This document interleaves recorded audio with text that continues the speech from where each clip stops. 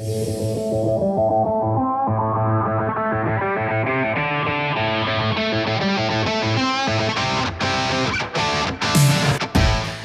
it's 7:07. We are live in Pahrump, Nevada. Valley of the Dirt People, home of Dirt Bike Test. Well, it's our second home, actually. We started in California, but we ran away.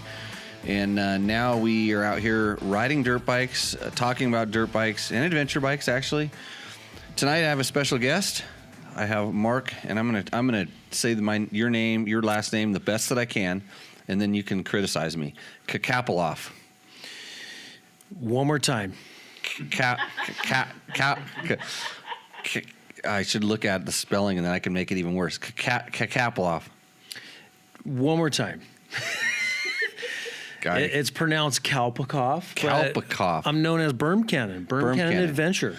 So you have a second identity. Yeah, because I want to try to hide from people. Really? Yeah. What did you do?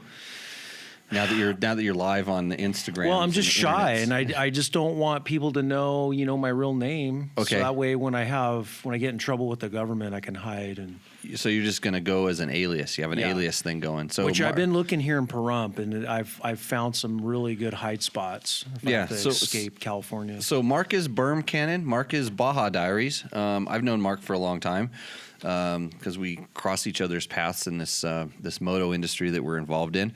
So he has been helping us out testing a lot of our bikes. He helped out with the CRF 250L Rally.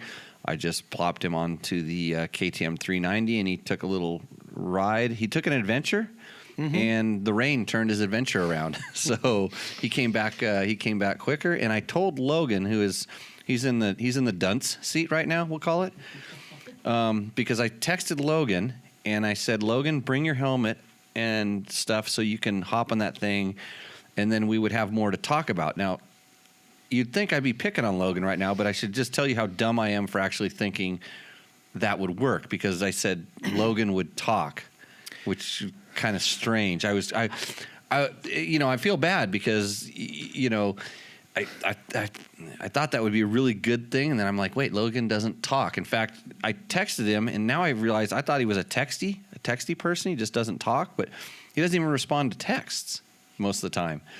So I want Logan to take that 390 and go do donuts on his school front lawn. No, that's the real test. No. That's bad information. Just erase that from your head. I know we would have probably done that.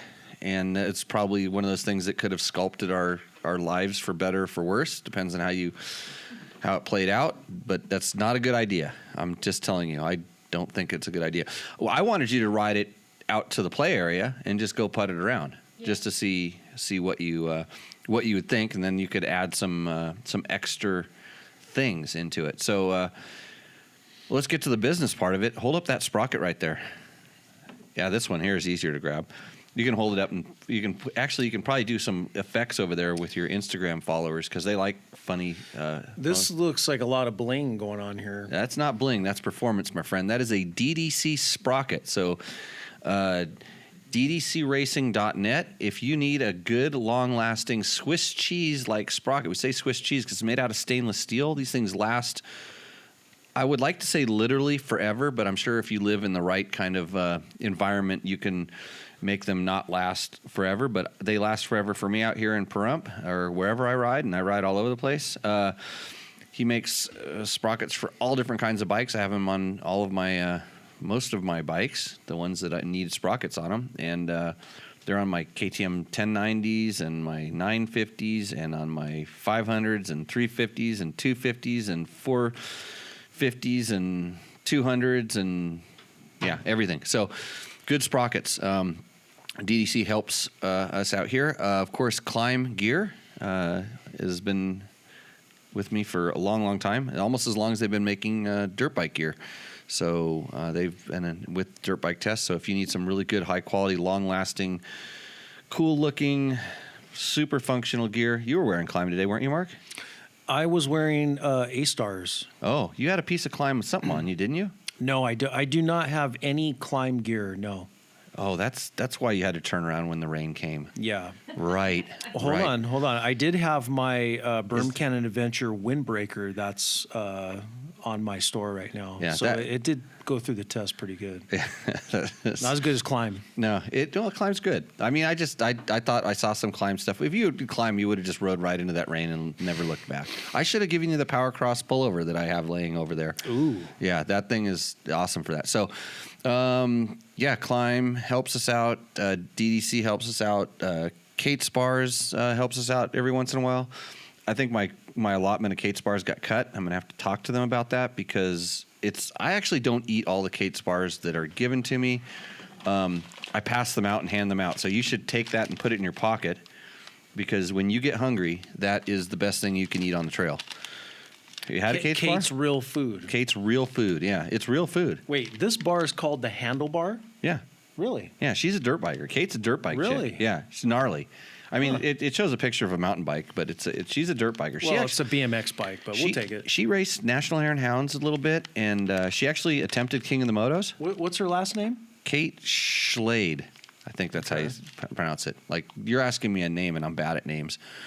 So, you know the rules of being the co-host. Logan, can you tell them the rules of being the co-host? What happens now? You start talking. Yeah, you start talking. Okay.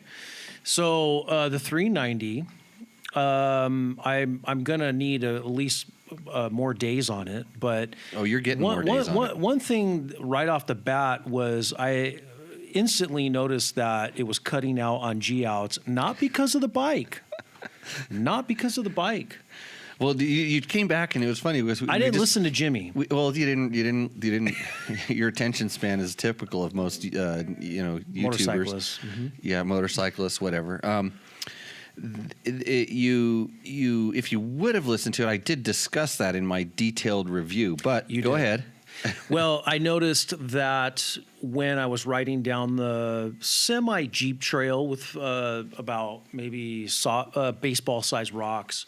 I hit a couple G-outs, and the bike would go. Was it? It wasn't that long, was it? Wasn't it just a quick touch the kill button? A quick one. Okay, so you exaggerated for exaggerated. effect. I do that.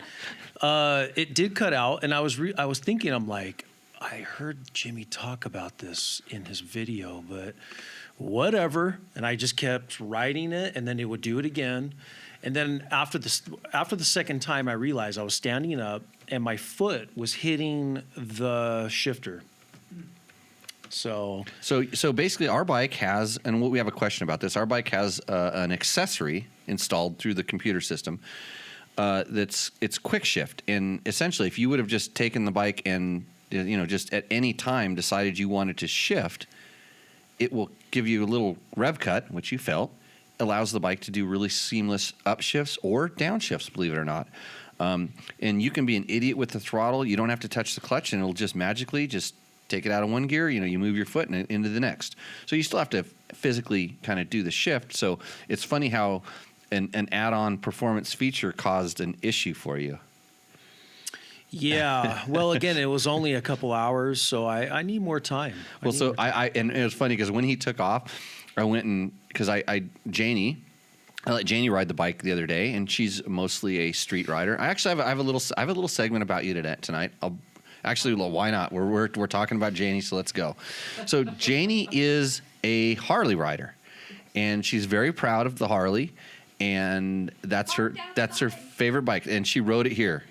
All the way through the gravel from my front gate to this back house, which is gnarly on a Harley, right? So, but I did not. Yeah. So she didn't put her feet down. So, but anyways, I've been trying to convert Janie into a dirt biker for a long time now. It's just not working because she's a Harley rider. She likes the pavement. She's totally content and happy doing that. And I have to realize it's like, okay, but I said, hey, try this KTM 390 because you think about it, she's kind of target audience for this. It's like, hey, maybe, and this is not Janie. You've not grown tired of riding your Harley. No. Not at all. No. But it's like you start looking at all those gravel and dirt roads that you would never take that bike down. Willingly. Yeah. So you're one of those people that's like starting to look at this thing as like, hey, maybe maybe that's something I might be into. So I said, hey, hop on this thing and take it for a spin and go put some miles on it and tell me what you think. And she came back and gave me some really good information. You know, it's a little small and cramped for her. The seating position and stuff coming from a Harley rider is awkward. It's, you know, for a long ride, it's not as comfortable as what she's used to. It doesn't have a big padded seat. It's not a big lumbering bike that just almost goes straight down the road all by itself. It's a nimble, light handling, squirrely little motorcycle, right? It turns really nicely. It turns really nice. You can use your feet for steering. Yep, or feet your for steering. Yeah, hands, yeah. So which she, is different on a dirt bike. yeah, street so, bike. yeah. So she was a perfect candidate to go out and, you know, putt it around and test it. That's how. Victim, but That's what was that? the word was victim. Victim. Oh, you were a victim for taking. No, it wasn't a punishment. It was a reward. It was fun. Yeah, I had yeah. a good time.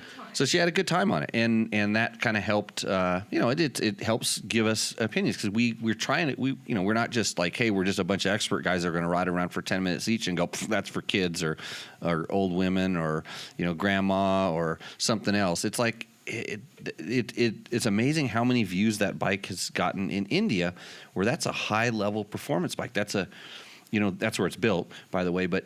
That's a bike that these guys are aspiring to ride because it's not a 50cc two-stroke scooter.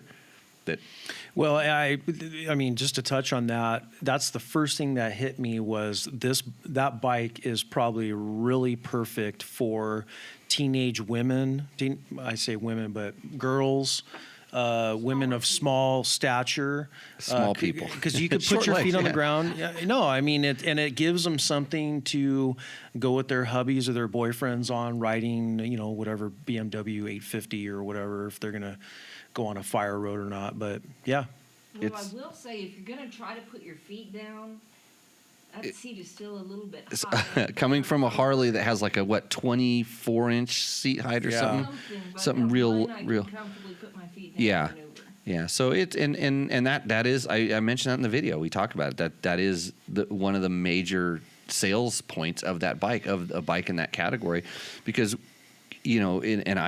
because I teach motorcycle riding, I teach don't put both feet on the ground. People still want to put both their feet on the ground. That's how they say they feel safe because that's how you walk around all day. So. Lots of questions and comments on that. Logan, where did that sheet of paper go, by the way? You got them all memorized? Mark has it, or They're all in that clipboard. it's all in that clipboard? That clipboard there. Good. I have a couple other questions that are not 390 related. I'm going to get into those right off can the I top. hit you with a question for the 390? Absolutely. So, I was on my way back. I had an hour of fire road. So I was thinking to myself, the 390 has like, how much, do you know off the top of your head how much travel it actually has? It's in the 6.5 inches, 7 inches range. Because it feels like it has like 3 inches. Oh, really? And it just seems like it would blow out of that. So my question is, what makes a manufacturer, or I guess it would be your opinion, but what makes a manufacturer decide on travel when they do a adventure bike? Because I feel that more travel is good and can't hurt, say, the street guy that would use it more for street. I just feel like more travel would just benefit all parties. Why did they put? No, so probably there's probably in this bike. I think if I were to waver an educated guess, there's two very important things with it: the price tag and the seat height. In the kind of like the things that are always going to come into play: price tag and seat height when you're selling that bike. So there's all the styling and all the other stuff, and the marketing behind what it is and how it's done. But price, seat tag, the suspension height. Anytime you go up in suspension height, what else goes up? Seat height, and the higher seat height is a bad thing. Janie, we didn't even prompt her, and what'd she bring up?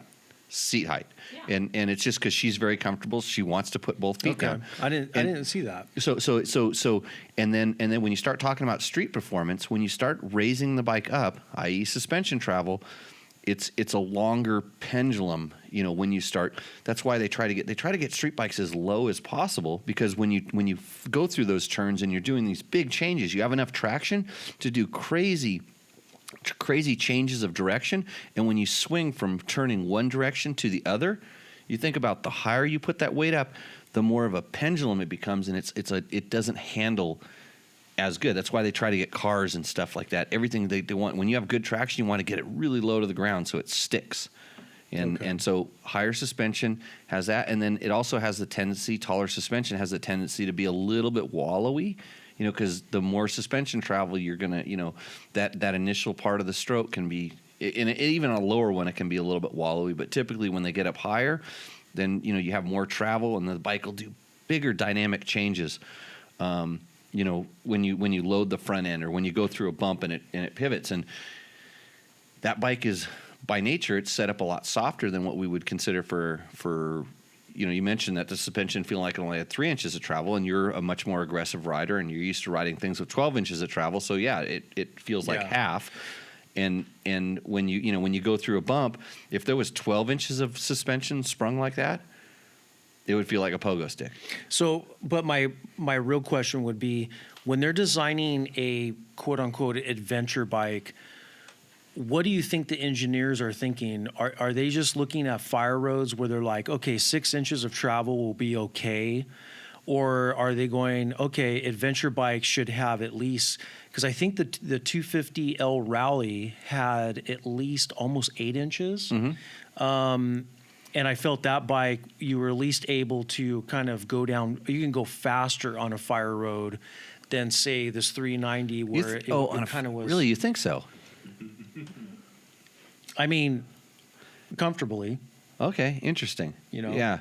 So I just, what do you think the engineers look at when the company comes to the engineers and go, we want to make this an adventure bike? Do you think the engineers take in consideration travel I think, and what this bike's going to be used for? Yeah. Oh, yeah. They hopefully they know their audience, and I think every brand kind of has a different philosophy. I mean, you mentioned we're going to talk about the Ducati Desert Sled. Desert Sled. And when you go, okay, in the adventure market, in reality, kind of I would say BMW sort of started it. Well, they didn't really start it because it wasn't even a thing. It wasn't a thing called adventure. It was just guys that were going to take these GSs and go ride around the world or whatever it was. It turned into adventure riding. And they've been in there the longest, and sort of the GS was kind of the standard, and it was this, they want to call it like the Swiss Army knife of motorcycles. And then, when KTM came, they came from the racing side. Like their adventure bikes were kind of modeled after, the BMW GS got used at Dakar. KTM developed a bike to be able to go to Dakar. Back then those bikes were allowed. So there was this adventure bike that we're going to race it. And there's this adventure bike, hey, I'm only going to ride around the world. And then that stuff started getting popular.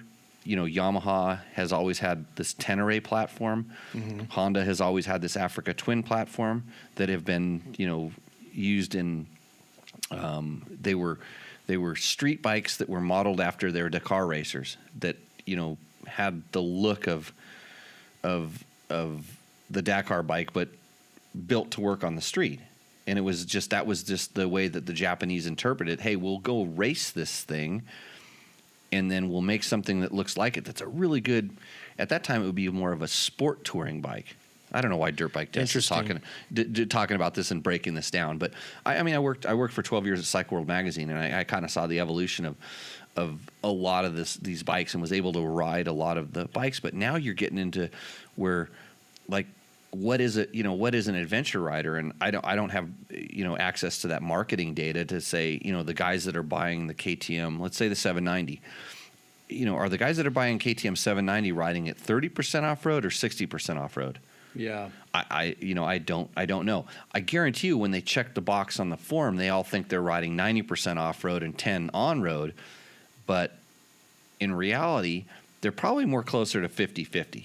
They're and maybe 30% off road. So when they start finding this data out, they're like, hey, we need to make the bike for the guy that's actually buying regardless of what the media says and who you think you are, you still want it to make it work for everybody, and a lot of times the media. They're like, oh yeah, we're, you're around. You're going to jump down this wormhole. No, I'm not. I'm going to stay. I'm going to try to take higher ground on this. But it's like, hey, look at us. We're jumping this adventure bike. Oh yeah, and it's like it drives me nuts. Jumping refrigerators to get clicks. It's like, yeah, I can do all that stuff, and I don't. I know I could go on a click fest if I wanted to. But I've been out with photographers that used me for. I got insta raped. Did I tell you about my insta raping story? No. Yeah. So, well, anyways, it's a long story. I probably am not supposed to say it out loud, but like, it was funny because, I was doing stuff that they were amazed what I was able to do on the motorcycle, and they're like, oh, and like they wanted to do it too, and I'm like, and it was like, okay, it's simple. It's like you take a motorcycle and go the same place and do the exact same thing. And it was funny, the difference in like the end result. Like they probably went what they thought was the same speed, and they went off the exact same line, the exact same jump. But when I landed, it was nice and smooth and like this. And when they landed, it was crunch. And is that this computer? Yes. Yeah. Holy crap. It's gonna blow. Yeah. Well, can we hear that? Hopefully the sound is knocked out. Give me that pizza box. I'm going to put something up to block that noise. But anyways, so they would do this thing and nearly crash. And I literally had to stop these guys and say, "Hey, look, it's what is that thing? Have a turbo in it or something?" I don't know what's wrong. Hopefully that sound isn't too bad. I hate bad sound. Like everybody says, audio is the key to all this stuff. And actually, Charles H. Where's Charles H? Is he there, ready to bitch at us again from last week? But anyways, they can't hear anything. Good. These guys would do these big old, not big old jumps, but they were big jumps and clank and stuff like that. And it's like, wait. Don't do that. And they're like, what? Like, oh no. If you don't know, you don't even know. You don't even know that's bad for the motorcycle. You're going to bend, break, crush. It was never, ever designed to do that. Sure, you see it in the damn brochures. I wonder which asshole. You could push a refrigerator off the back of a moving truck or a delivery truck. I wonder which guy did the brochure photos that showed the bike doing it, or which pro Dakar rider they had in the thing. Wait, no. Oh yeah, I was that guy. Yeah, it's. But in reality, that's not what you're really doing with bikes like this. They make bikes that are designed to doing that. That's why the EXC is on the KTM world. That's why the EXC is based off of the motocross bike, the supercross bike. It's why it has that level of capability. And this adventure bike is coming from a different side. It's designed. It's actually based off of a street bike, a really light, nimble, agile, Duke 390. And then they said, hey, we can take this, and within cost concerns, we can make it into an adventure bike, and that's sort of what you have. And it's, like I say, it's affordable. The performance kind of meets the criteria. I was frankly blown away by what they were able to put on it as far as componentry and stuff. That computer is actually pretty neat, and they've done a really good job tuning it for the intended audience. It's not a 350 XC. We went and rode. So when we went and did one of the photo shoots, me and my wife, we rode out of here on the 390 and a KTM 350. And for 90% of that ride, that 390 was a better bike, because we were cruising down roads, rode across a dry lake bed, on nice 2 tracks and stuff. And at that stuff, that's what it's designed to do. When you start hitting bumps, those little square edge things and stuff that the 350 laughs at, and you feel the 390 using the suspension, it's a different thing. The 350, you accelerate through it. On that bike, you should slow down. Yeah. So, yeah. Enough. Did I answer the question? What was the original question? Everybody wants to hear the Insta rape story. Yeah. Hey, I got 500 followers. Do we lose 150 followers over there for that? No, I got 2 questions over there. Oh, you do? Whenever you're ready. I'm ready. Okay, so read one off. Let's see here. Fire Freddy wants to know When he can ride the 390? He's a big boy, right? He's a big boy. He wants to know, is it worth it to get the 790 Rally or the regular 790 off-road bike? If you're going to go adventure riding, just get the regular one. So he's talking about the R or the standard? Yeah, the 790 R or the 790 Rally. No. So they make a 790 Rally, and it comes with the price tag. I mean, it's got good forks and different it's got the WP kit suspension on it and bling. It's like a factory edition of a KTM. Well, he's a firefighter, so he'd probably want to go with that route. Yeah, if you want to show up with the coolest bike to the party, go for it. But in reality, what do you need? Standard, just the R. It's fine. Okay, and then we got Troy 66. Would you consider changing tires when testing to meet the demands of the area that you ride, or are you testing for all around what the manufacturer gives you? Okay, so we are, let's see, the name, dirt bike test. So I kind of make a joke about this all the time. So whenever we get a bike, whether it's an adventure bike or a dual sport bike, we always test it stock, the way it's delivered. They're generally perfect stockers, and I've explained that before, but they're stock, they're standard. If the tires we feel are cutting into the ability of the bike to perform off-road, we will change or upgrade the tires to a more knobby-like tire, like we did with the 390, like we do with KTM EXCs, but we always ride them with stock tires just so we know. And if the tires are more of a street-biased tire, the bike is expected to go on the street, we'll ride it on the street a little bit. But we want to know how it works on dirt. So our focus is a little bit more for that type of rider. And in reality, especially when you talk about the street, because of laws and regulations, you're really limited on how much you can push a bike on the street, like a dual sport bike or a adventure bike. I can break the law on almost any displacement level bike, like that KTM 390. It's no problem to go break the law all day long by going too fast on the street, whether you have the stock tires or we put the Kenda big blocks on it. Sure, we're going to lose some of that performance when you're really carving a turn, by putting a more knobby like tire on that. But I sure as heck wouldn't want to ride it in the sand or in sloppy mud or whatever with that tire. If we were testing it like we do at dirt bike tests. So okay, So real quick, Jimmy, I'm going to switch over to Dirt Bike Test Instagram, and we're going to go live on there. So if you guys want to continue watching, you can go to Dirt Bike Test Facebook or Dirt Bike Test Instagram.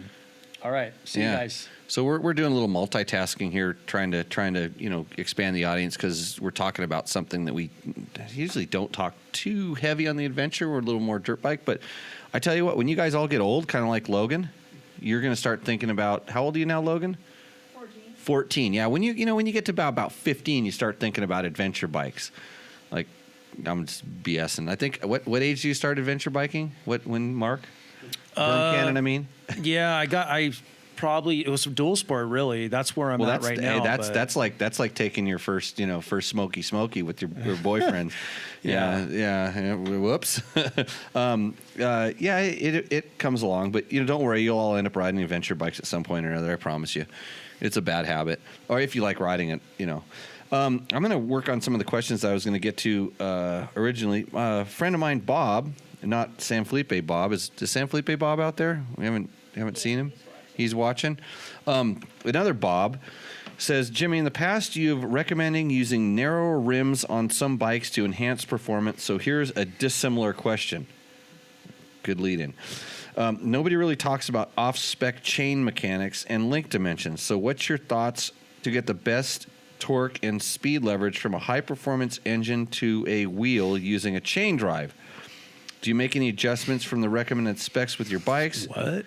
Are you a tension junkie, and do you check the chain before every ride, or you only make adjustments when you feel the chain slapping? How much attention should riders be on a chain and drive sprockets? After all, unfortunately, most riders don't have a pit crew handling all this attention to detail. Well, I was just going to say, if you run DDC sprockets at ddcracing.net, you have one less thing to think about as far as sprockets, because you know your sprocket is not going to fail. But back to the main question, man, I don't change the quote specs of my chain. In other words, I mean, we used to do it a little bit on mini bikes when we were racing, you know, that like some XR 100s or something, TTR 125s came with a 428 chain, and we might have switched it to a 420 chain, but that's craziness. There's some other things where there's a lot of chitter chatter back and forth, like, does an O-ring chain rob power? Not when it's warmed up.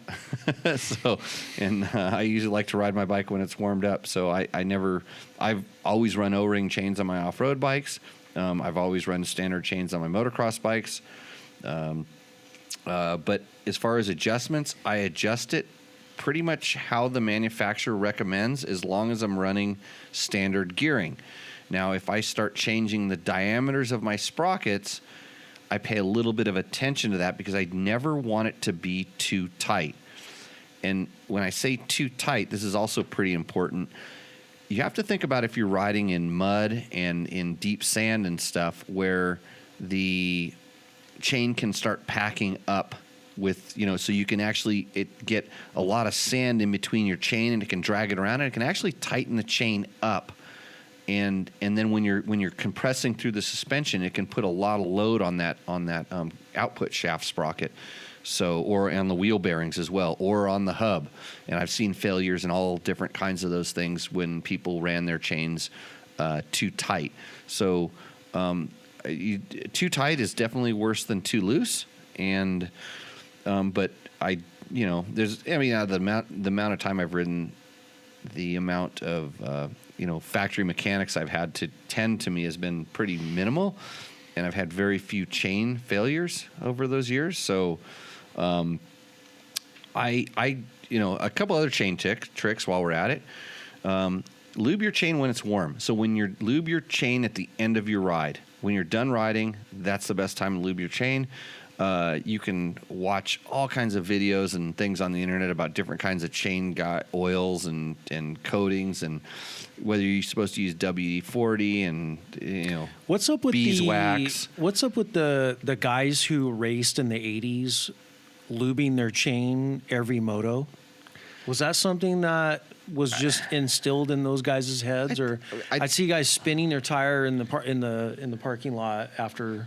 Because back in the 80s, everything else was going to break, so you just wanted to, snap chains back then were kind of a thing, and I imagine if you didn't lube your chain, you'd felt that maybe that could have an effect on it. I think it was probably more habit than actually doing something, but now the materials are so good. But lube your chain when it's warm with whatever you decide to use. If I had an oil sponsor, I would tell you that their chain lube was the best. I would say that probably, but I would have to actually feel that their chain lube was the best, and in order to say that. And I use a lot of different chain lubes, and I use more of a water displacing stuff. There's certain times when, I look on the shelf of the different stuff I have. I grab one that's more of a wax, and then there's one that's more of an oil. And I can't tell you exactly why I pick one over the other, but I do. I say, I have the choice to use this one. I'm going to put this on it. And, some of them make more of a mess than other ones. The plane's landing. I could hear it. Yeah. We need to talk to my tech guy about this. Another important thing out here we just kind of come to learn about perump in general is, so Gabe's not here tonight, and everybody's like wondering why. And so it's usually what happens is I gave him a check, and I paid him, and I give him a check, and he just vaporizes. That's like a certain amount of gas for his vehicle, and he just drives away. So, but I haven't given him a check, and he just disappeared. So, Logan, you know what happened? Aliens. Yeah. Aliens got Gabe? Aliens, yeah. I'm pretty sure he's abducted because he's just vaporized, gone. I hope they don't do the anal probe. Yeah, well, no, yeah, it's Gabe's. So yeah, if you're wondering where Gabe is, that's why we can't take calls. That's why I was late starting. That's probably why the fan, because everybody thinks like aliens are these things that are maybe sized like us and stuff. I think they're little teeny tiny dudes, and they're hanging out in there, and then they're because he works on the computer sometimes. So Bob, hopefully that helps. What about WD-40 to clean and gear oil or oil the gear? Is there any problem with that? WD-40? I've used WD-40 before. I haven't really had any issues with that. It's more of a WD-40 water displacement, and so it's good. And the reason a lot of times we wash our bikes when they're hot is because then the lube can, it's warm, it can migrate around, but WD-40 migrates around pretty easily. And then when you do wash it, it keeps the water out. It doesn't have to go kind of like chase it. Or it doesn't seal it in. Like the worst thing to do is wash your bike, then lube your chain, especially with something like a wax, because then you've got water in the rollers and stuff like that, and then you put this nice wax seal on it that holds that water in there, and it can go in there and do bad stuff. So, or you can just ride a BMW, and they have this shaft drive system. Oh yeah, yeah. Then you don't have to worry about chains at all, right? That's what I did in Dakar, my friends. Okay. Hey, our friend Bob, who had the Husky 300, the TE 300, he was having the problems with. No news. He says basically his dealership took it apart, and there was cylinder and piston damage, so they have ordered a new piston and cylinder, and that's where they're at. He said his ECU was current, and there were no codes or anything thrown in the map, so we'll keep following that particular story. He says, hopefully I'll have more information later this week. That's Mike, our friend Mike with the Husky. So if you're anxiously awaiting, because there's probably, I don't know, I'm just going to guess out of our 49 people in this chat room I'm looking at here, there's probably 3 that have Huskies that are waiting for me to say something bad so that they can tear theirs apart to find out, or at least hope that we show a picture. We show a picture of Bob's bike, because it'd be like me to grab that picture and go, look, every Husky does this, and then everybody takes it, and then every single one is blowing up magically, because that's the way the internet works with the bike problems. Let's see. And I think we're going to take a deep dive in KTM 390 questions, unless you had a good question about one of your other buddies asked us about like some countershaft seals or something like that. Or? Yeah, he asked. We're live on that, so I can't pull it up. Oh, you can't but pull I think it. he was talking about. Was it output shaft seal, or was it? Yeah, he's getting oil on the stator. On a bike that has. This is a 650R. Okay, that's bad. Yeah. He wants to know, will he have to split the cases? I think that was a question to get at. Oh boy, that's a Honda thing. So that's a Johnny Campbell question. Yeah. I don't know if you can pull the flywheel and the stator off, and then pop the seal out from the outside. I don't remember on that bike which side it's captured from. But yeah, if you're getting oil leaking out of the crankcase into a dry stator, that's a problem. Whether it's 2-stroke or 4-stroke. 2-stroke is a bigger problem because it becomes an air leak, and then you lean yourself out and generally have a problem. But on the other one, now it's kind of pumping a little bit of oil out, and if it's a lot, that's a really big problem. If it's only a little, if it's only weeping, I wouldn't worry about it too much just yet, especially on an XR. Like, you're going to see you would pump a lot of oil out of that motor before you're going to be low enough to cause a problem, and that side cover would kind of fill up. But yeah, hopefully that answers that question. Any other ones? Nothing here on your. Oh yeah, maybe here we go.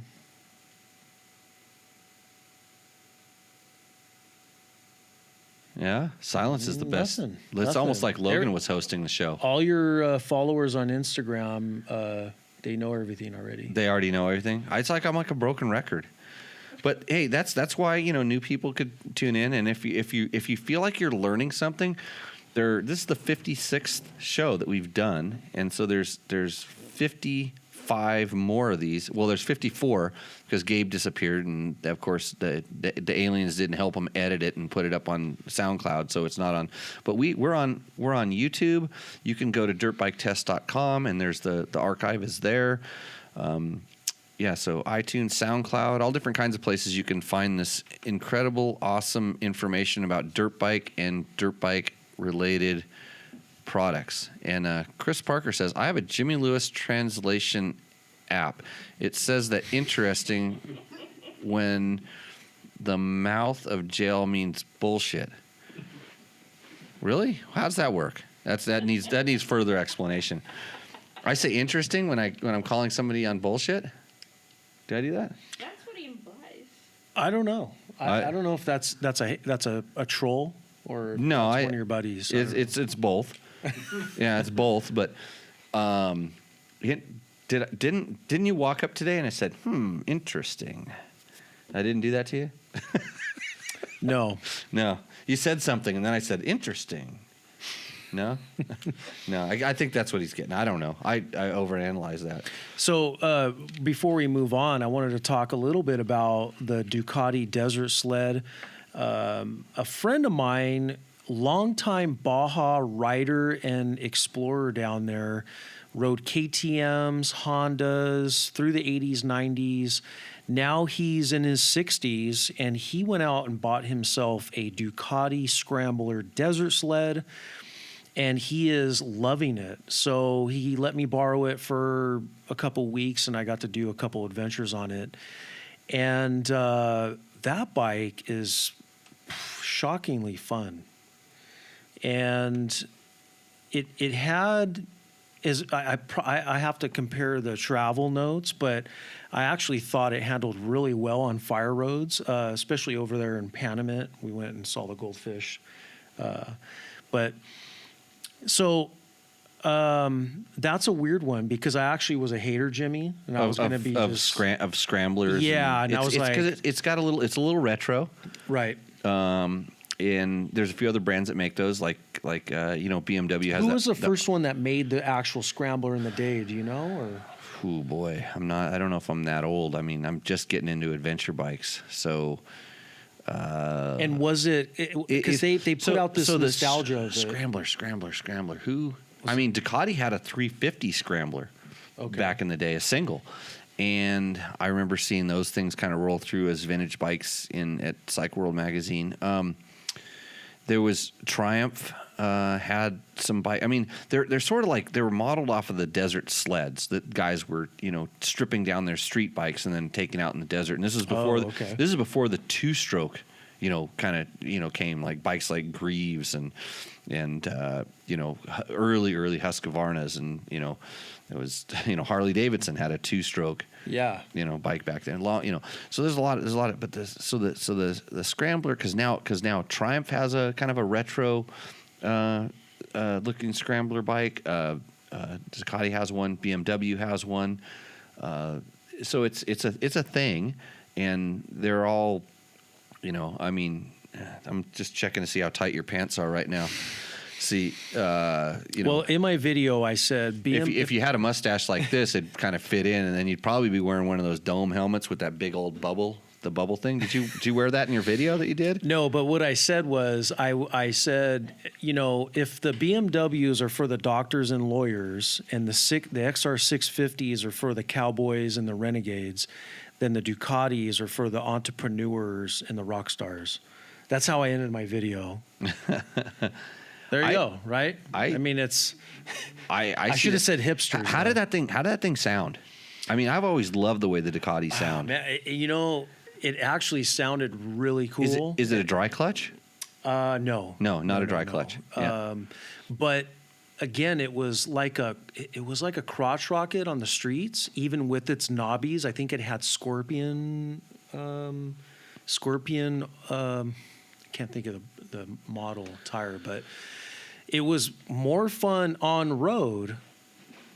But getting to the off road was probably the best part of it. And then once you got off road, it was okay. But jetting up and around Panamint, doing 70 around corners and stuff, and then the sound was that Ducati rumble that, you know, everybody likes. But again, I actually was going into it kind of like, I don't know if this is going to work for Baja. But he takes it, he stays mainly on roads, but then takes occasional fire road, and they provide a nice pannier system where you can put your bags on and carry stuff. And so when it comes down to it, it's essentially, I mean, it's an adventure bike that's styled a little bit different.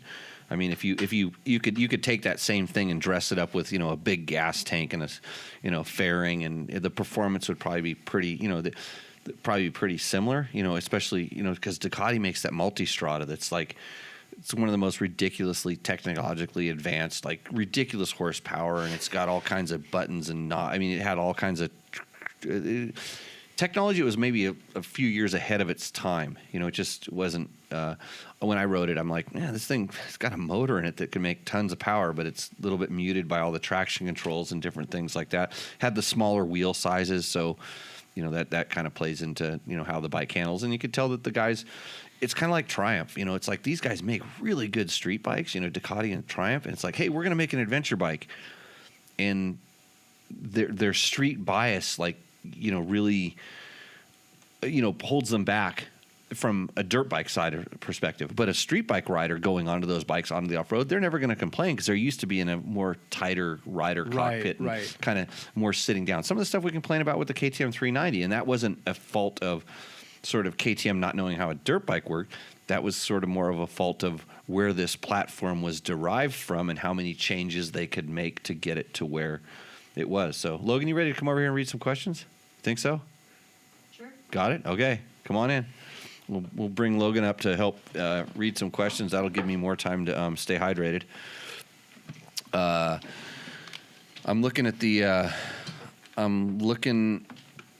the questions and stuff like that. BSA. Christian Parker says BSA. Yeah, BSA used to make some scramblers. They're no longer around. You know what a BSA is, Logan? Wait, I'm going to check you. Give me how you doing? I do not know what a BSA is. You don't know what a BSA is. It's a bike that's probably as old as your dad. Is that good? So we're starting right there for V Lee. What is the top speed on the KTM 390, and can you easily cruise at 70 miles per hour or 120 kilometers per hour? How fast did you get it going, Mark? I think I got it up to 80 with no headwind. I'm 190, 195 with gear. Yeah. Hey, while we're at it, go get my tracker. Like literally, go get it out. No. I put it in your garage. Good. Yeah, I took it out because I was watching you on my track with my tracking app. Did you write this for me later? Yeah. Oh, okay. Yeah, because I'm going to go riding tomorrow, and I need to have that thing on me, or I could get lost and nobody could find the body. I actually left it up in the mountains. Yeah. Well, because I was looking at it, and I never saw a speed over 17 miles an hour. No, just kidding. I saw. No, you're probably right. I just threw 80 miles per hour. I'm guessing because I mean, coming down that gravel road, you could hit a buck on that going down. Yeah, I was a little nervous with that though. Hey, Logan, how fast did you get it going? Didn't ride it. Right, that's got to feel pretty bad. The 390? The 390. How fast did you get going, Janie? 93. 90. Woohoo! 93. On downhill. Downhill, yeah. Okay, so the facts that I have is I got it going 103 miles an hour on the dry lake bed with a tailwind. I'm doing my best memory here. In turning around into that headwind, I got it going 93. So it was 103 into the wind with back and forth. You can easily go 70 miles an hour on the road. You're spinning the motor a little bit. It's running up at probably 7,000 or 8,000 RPM. I'm guessing. I don't remember the exact, but you're spinning it a little bit more than like on a 790. You're cruising at 70 miles an hour at 5,000 RPM, and then on a 1090 you're at 3,000 RPM going 70 miles an hour. So it's just a factor of how much. the bike will go that fast, but I didn't find it, and we'll have a question about vibration. I didn't find it too buzzy or too much vibration. No, it was nice. And then the tires that we put on it do amplify the vibration a little bit. Did you notice vibration? A little bit, not a whole lot. Yeah. I mean, and you're coming from a Harley that has a certain kind of vibration, but it's a smooth, big rubber mounted motor and stuff like that. It's a different thing. Okay, next question. WSL. Sounds like it would be a good bike for me who has been riding dirt bikes for years and just wants to go slow, sit down, and be okay on the freeways to get home. Yep. And it's funny because you say go slow, and I think you just mean ride at a relaxed pace. As people get all wrapped up in slow and and it's like it's a great cruiser. I mean, it's a Rincon bike. Here's the thing. Go reconnaissance. So your Harley's a cruiser, right? That's what it's called. It's called a cruiser. This is a cruiser for the dirt. It's not meant to go fast. It's meant to just go at an enjoyable speed. So then when we start talking about the suspension, and I think it has really good suspension. I would like to go bounce it through the exact same set of bumps as I did a 250L. And I'm not saying it's bad. I just felt I actually felt it was good, but just it ended real quick, like it just went through the stroke. Did you feel it clank? No, it did. No. No. So No. you're not bottoming it yet. No. So where the Honda, you would feel it clank. Yes. Yeah. Okay. Yep. Good. Okay. We're on the same page. Mm-hmm. Next. Wolf Keck. Yeah. This guy really knows what he's talking about, and it's great to listen to somebody with confidence enough in their knowledge to Mark, speak you can reach naturally, over Logan and pat me on the back right now. It's okay. naturally in depth about the bike at hand. This is just a great test and review video. No nonsense and that sounds like it needs Good to go up stuff. into Instagram stories. Screenshot those. just straight bike talk. Outstanding. That was the whole thing? He didn't ask a question? No. I just put that in there to pad my ego up a little bit? Yep. Oh, jeez, Jimmy. Okay, next. McKill Johnson. Don't you like reading those things that say nice things about me, Logan? Yeah. You didn't laugh like that one guy when you started laughing at the guy that told me I didn't know anything about sound. So I have to put those back in just to build myself back up. You have a pronounce every word like Baja ha. Like B-A-J-A-J. The last J isn't silent by any means.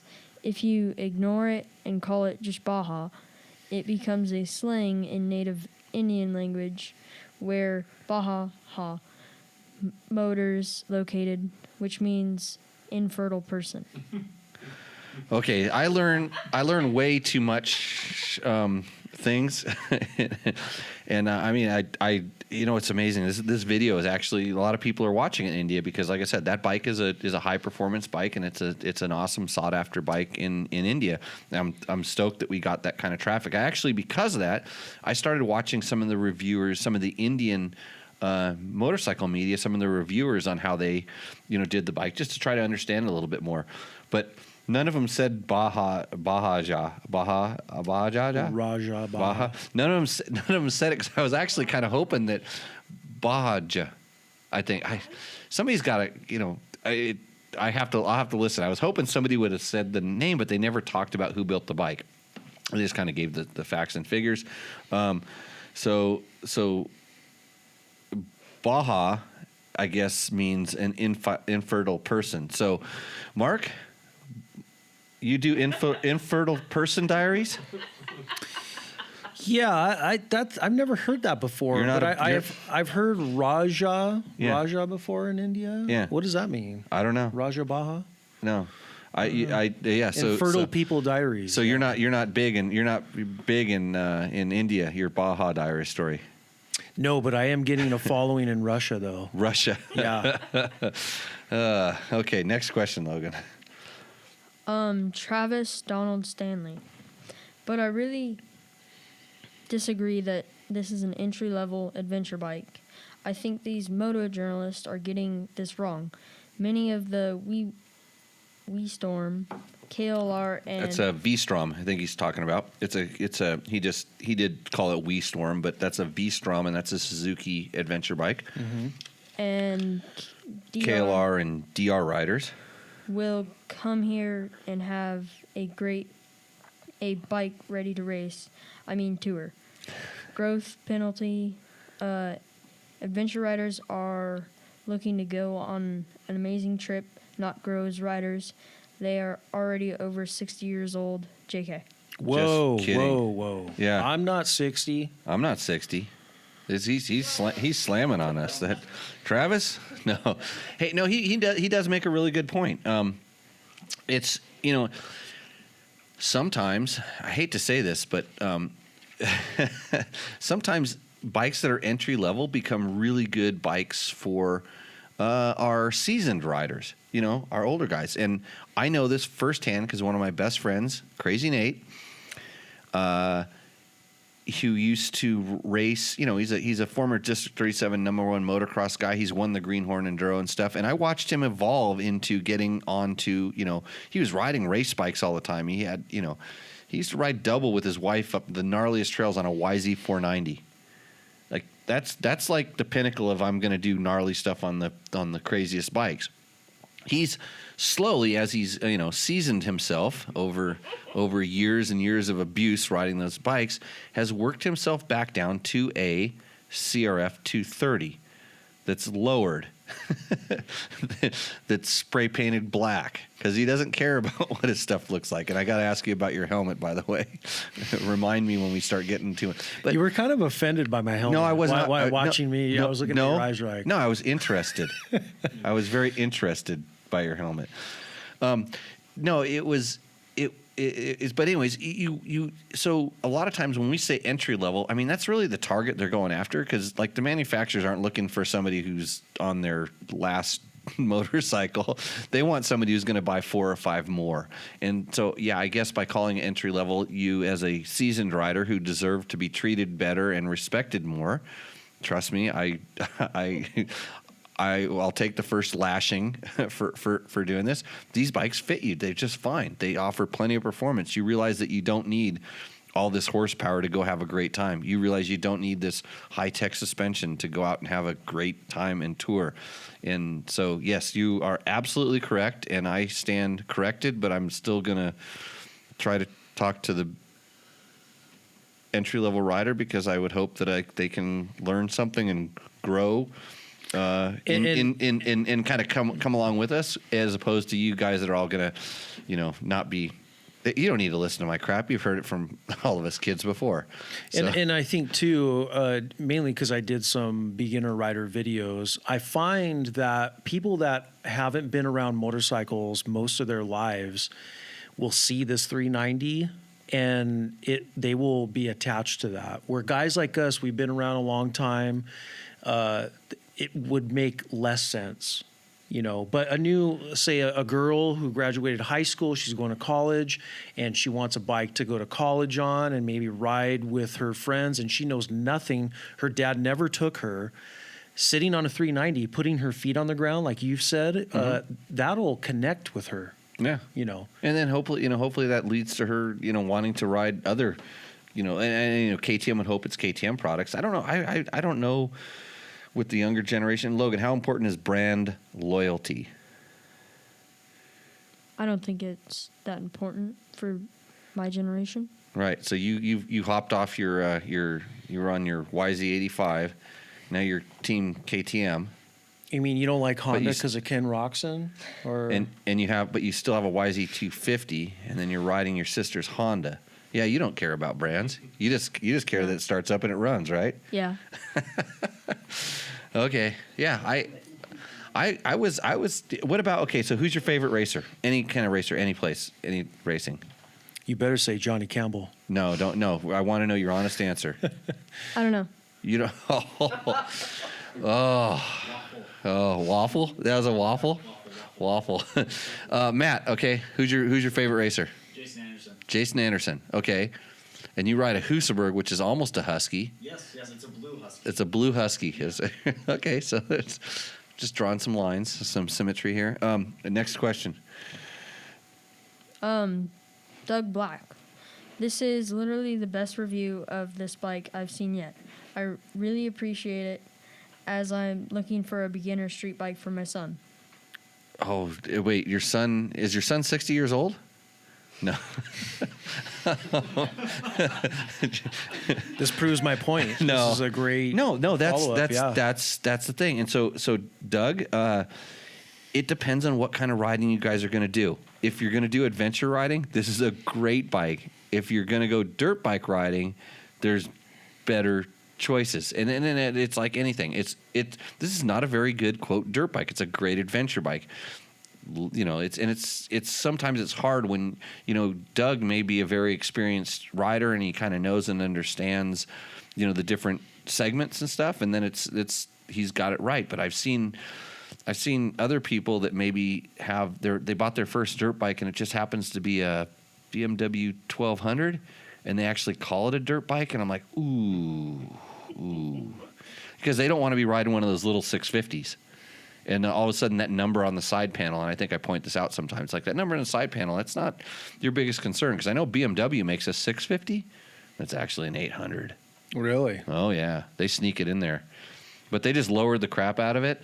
And you know, and all of a sudden, people flock to it because it's a 650. Because they had a very, very successful 650 single cylinder they weren't going to sell anymore. And they had this really nice 800 motor that, well, it's like, we'll just call it a 650. Huh.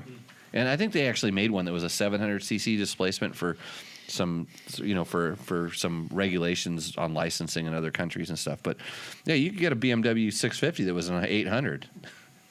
Like, I feel like you're getting ripped off with a 390. I mean, because it's only a 372.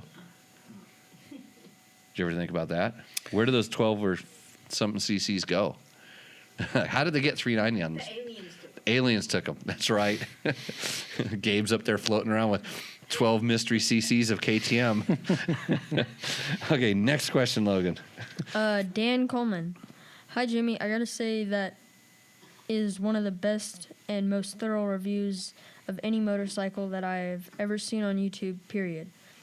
The KTM 390 Adventure had already captured my attention, but after seeing this excellent review, I feel like it's almost a done deal. I will at least drive the 200 miles to my nearest stocking dealer to get a hands-on look at it, and it is very likely I will bring one home with me. Do you get commission for that sale, Jimmy? I wanted to have you need some. to send that to KTM. I will. I probably will. I don't know. I wanted to have some breaking news, but I don't have that. Keep going, Logan. Thank you so much for doing such an awesome job reviewing this bike. I only wish more videos on YouTube were as valuable and informative as this one. Sadly, so many of them are nothing more than a big waste of time. Very well done. Thanks. Oh, yeah. I could pat you on the back for that one. Yeah. So I think that I just the self-gratification is over. Let's just kind of keep moving down the thing here. Enduroist. Great review. Thanks. Oh, not another one. No. Almost this entire pages, except for Travis. Yeah. Okay, keep going. If KTM offers an Adventure R version of the 390, I'll go for that. 390 is all I need for my travels and touring. Less weight is more important for me than more power. Well, Enduroist, I'm going to say don't get your hopes up, because I think them making, quote, like an R version, at least in the short term, isn't in the cards. But if I had a crystal ball, and sometimes maybe I do, but I would actually think that the next evolution of this bike, when they do some big upgrades to it, and it's brand new. In fact, it's like a lot of the questions I've been getting are when's it going to be in the dealers? And my word on the street is in about 30 days. They're hoping about 30 days they can get it in the dealers. But I would suspect that just because we found so many things that are just real easy to correct, but not real easy to correct. So in other words, I think that the next evolution of this bike, maybe in 2 or 3 years, would actually have its own dedicated frame, so it'd be a little bit more set up for, off-road riding. It would be modeled more off of, what the 790 and the 1090 are, as opposed to being, something that's derived from a world market bike. I think they could do a lot with that motor. And I mean a lot. Not only in, just electronically, I think that motor, just like all motors, you're so able to tune them, just with the ignition mapping and fuel mapping, and to make them act differently. And I don't know if you noticed this, Mark, but we talk about this in the video. It's like when you turn the throttle, you turn it really fast, and as a dirt bike rider, you go, oh, this motor feels lazy. But if you're up at like 5,000 or 6,000, 7,000 RPMs and you turn it fast, it's like you're going, wow, it responds. It's got bite around that range. And if that motor responds up there, it will respond down low. But it's fly-by-wire, so it's not like a cable where you're actually, it's 1-to-1 on the butterfly valve. Mm-hmm. And I say butterflies all the time in the butterflies valves, or butterfly valves, I say in the video. It's only one, I know that. But actually, nobody beat me up for that. They should. The internet is supposed to just crush you for that. For making a mistake. Facebook warriors. Yeah. So what is it exactly? So you turn the throttle, and the computer turns it the right amount to set it into a nice place. It says, hey, he turned the throttle, or she turned the throttle this far.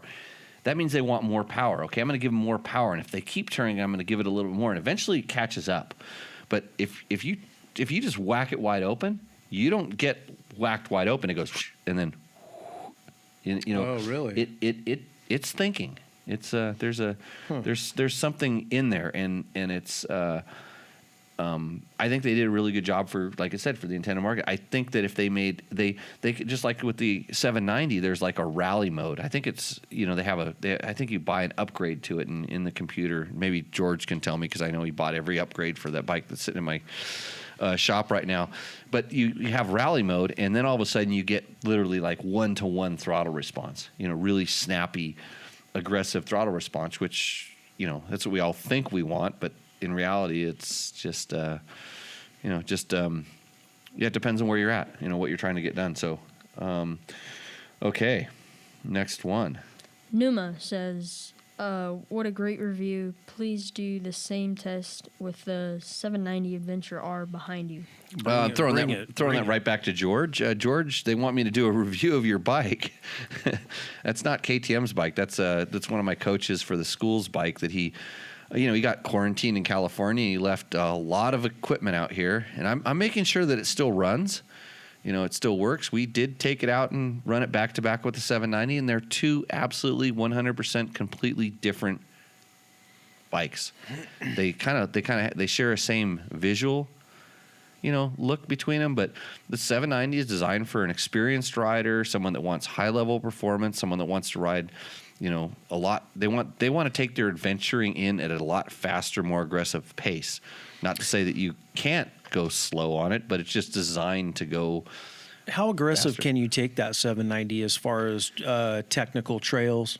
It's kind of ridiculous. I mean, so the way I described it, it's not a very comfortable adventure bike, but for me, when I'm riding it, let's just say if we're on a novice level single track trail, just a regular single track trail, and I was just going to go ride it at my comfort level, just where not ever pushing it, I end up going the same speed as I would on my KTM 500, and I'm not kidding. And it blew me away.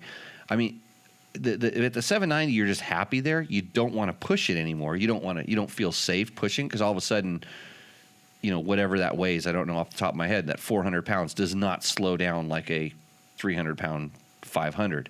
So that's where the problems arise. But like the way the suspension works, the dynamics of the chassis, how it handles, it's pretty crazy. And, I'm not going to take it on gnarly single track trails, intermediate and expert level single track trails. But, when you're riding it, and then when you start going down like, 2-track roads where, all of a sudden we're at 500, you're kind of like going, I wish there was a little bit more. I wish there was a little bit more. You do not have that problem on on a 790, and you can ride it with a little more fury than you can a 1090 or a 1290 because it's lighter and more agile and all the, for all the same reasons. But we would love to do more reviews. Who is the question asker?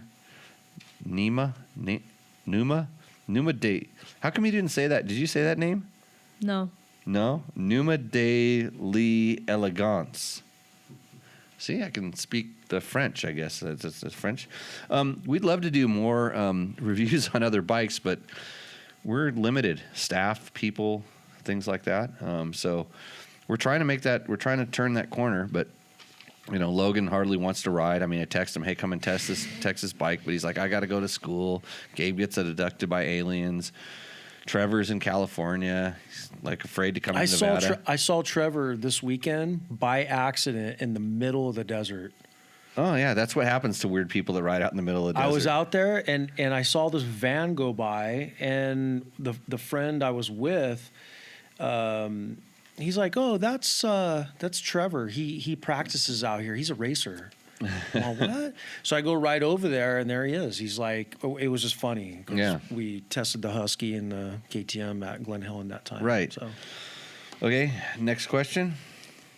NJ and I think I'm going to guess, just with my, I'm not very good at this, but that's an Indian name. Yep. Vinjay Anand. Okay. You're going to be a superstar in India. Yeah. Stupendous video. Technicalities, weight distribution.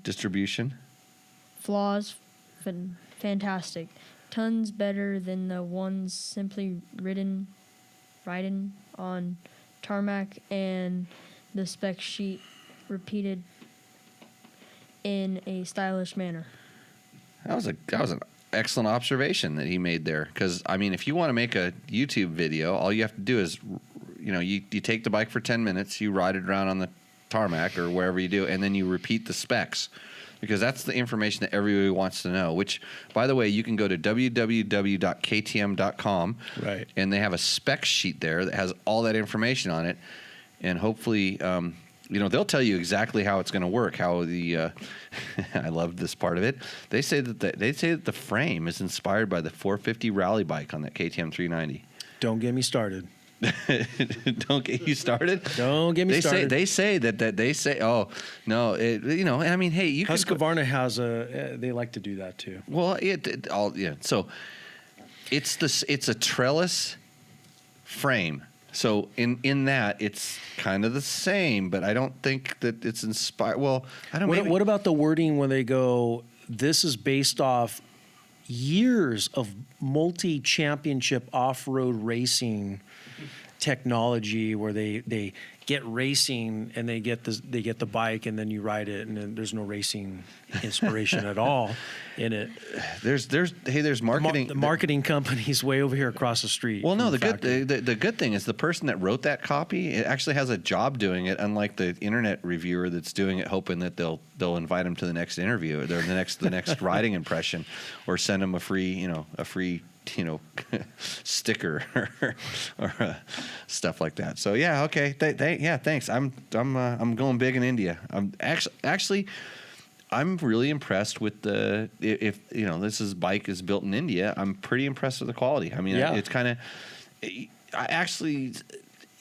it's changing. I mean, a lot of these countries is emerging. They're doing a lot of production because the labor costs over there are cheap. Sometimes the materials costs are cheaper in these places, but it's getting better. It is definitely it's no different than Japan was when they first started up after, when Honda early started up and Yamaha started up with the motorcycles after World War.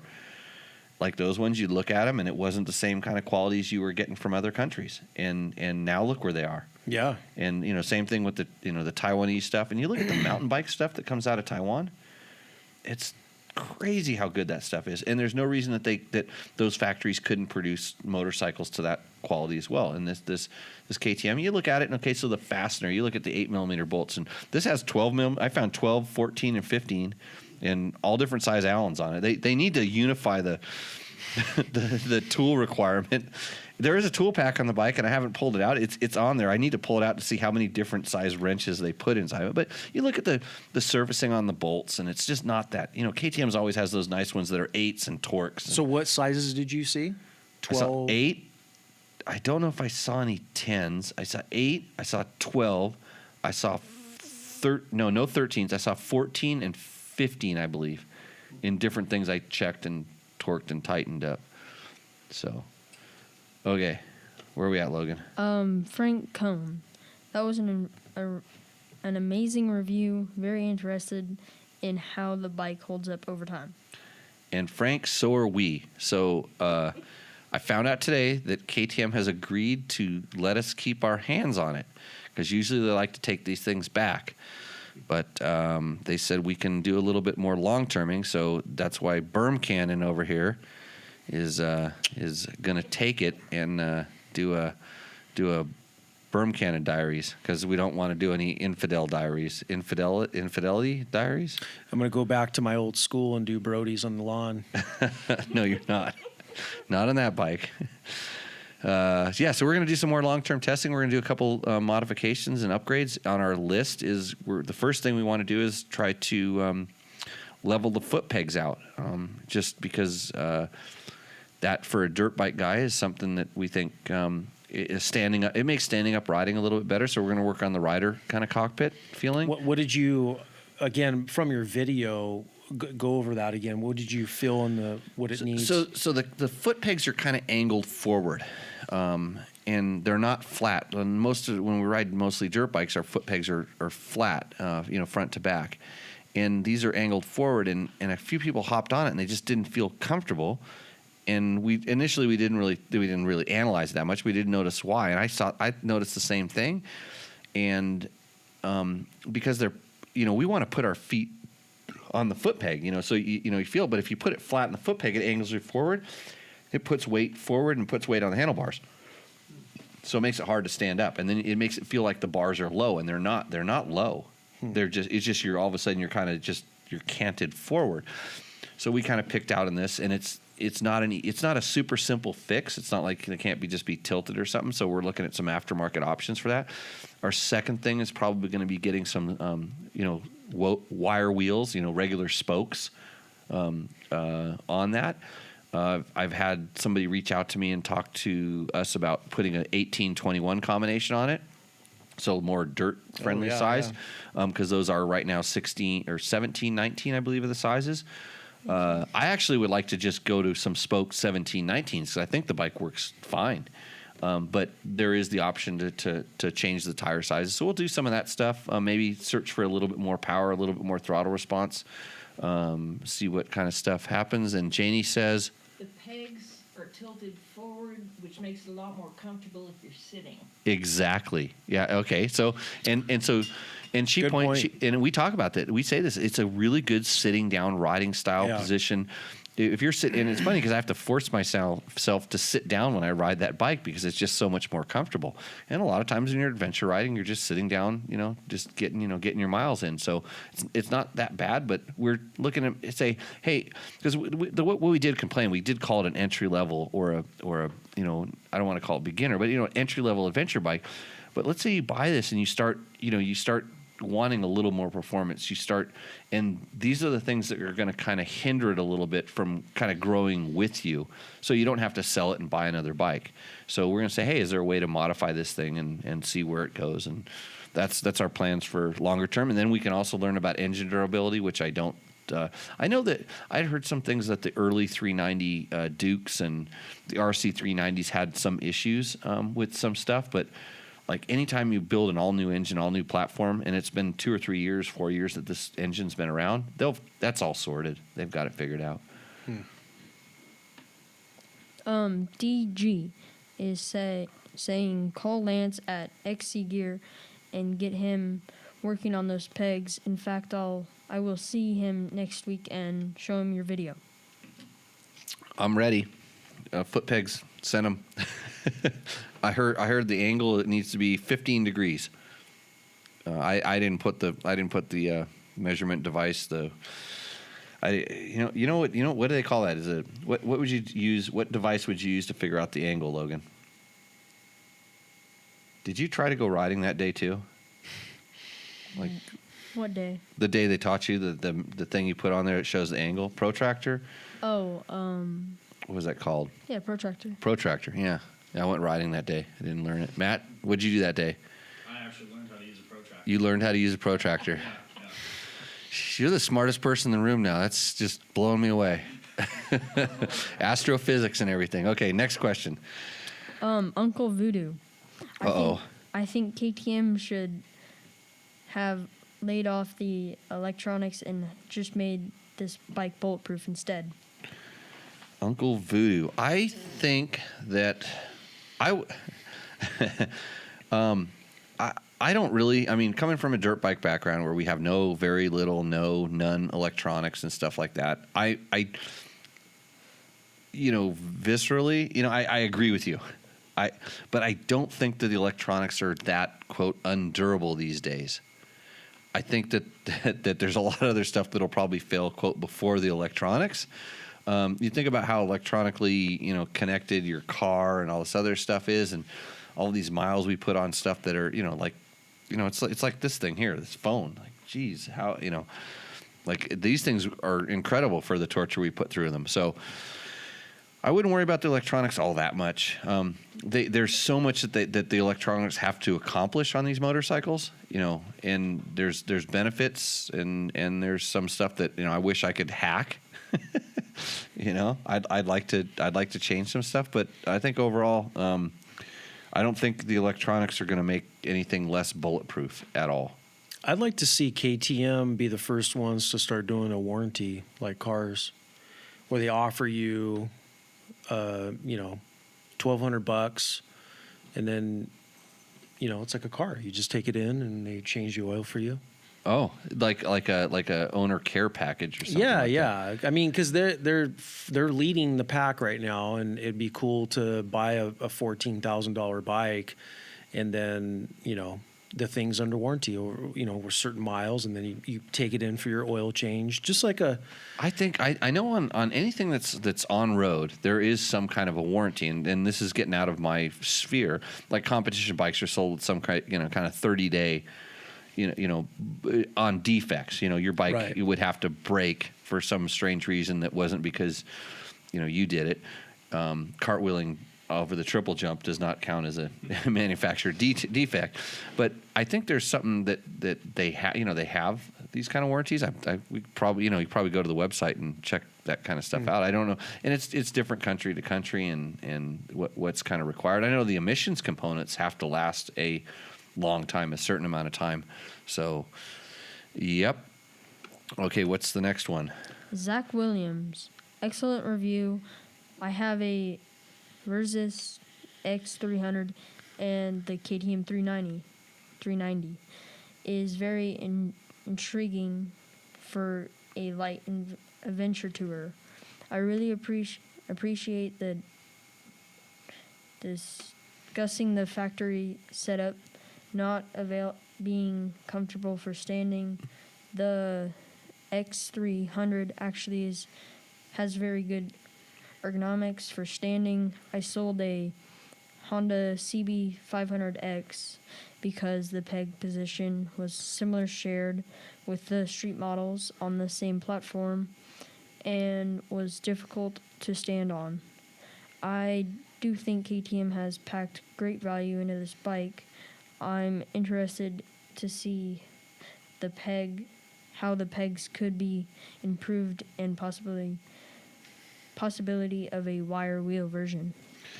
Yeah, so I think Zach and I are on the same page. I actually have not ridden a Versys 300, and I was talking to one of the guys at Honda today if I had ridden a CB500X, and I've ridden an older one. There's a newer, updated one, and so now the gears are turning, and just like, hey, you guys should test this, and you guys should test that. It's all time.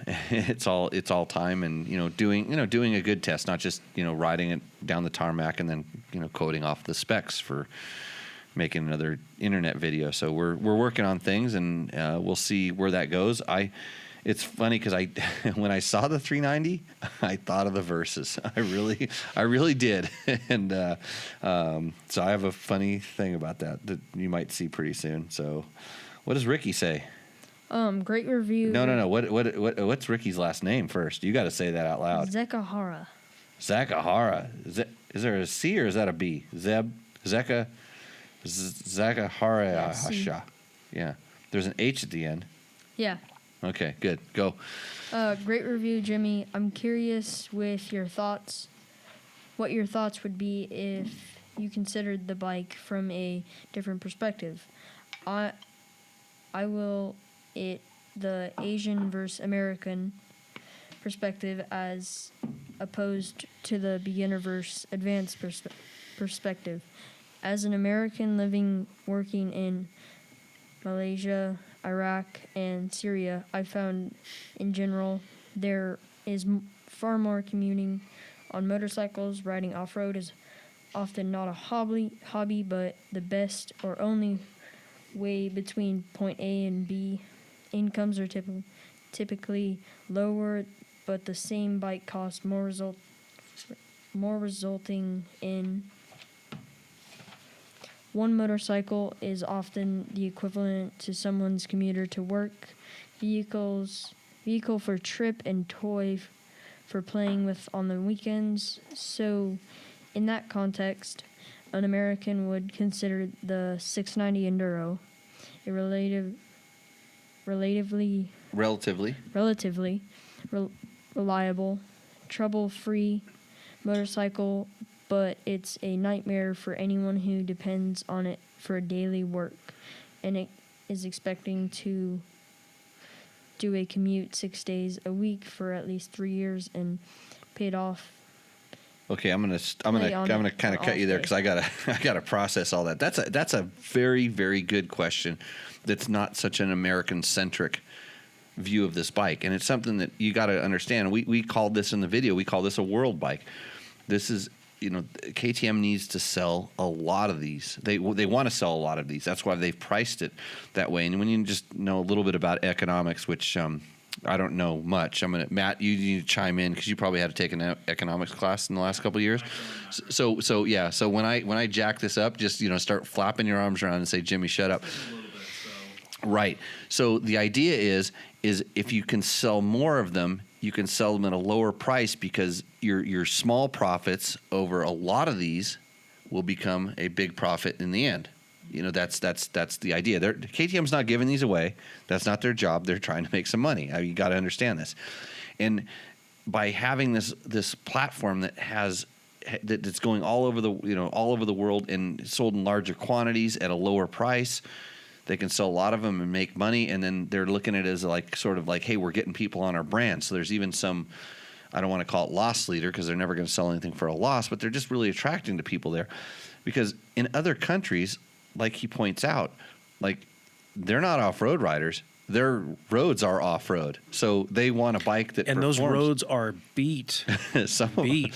Yeah, I've ridden in other countries where we didn't ride on the road. We rode off the side of the road because the side of the road was better. It was at least consistently dirt. It wasn't just massive potholes that would bend rims and break stuff.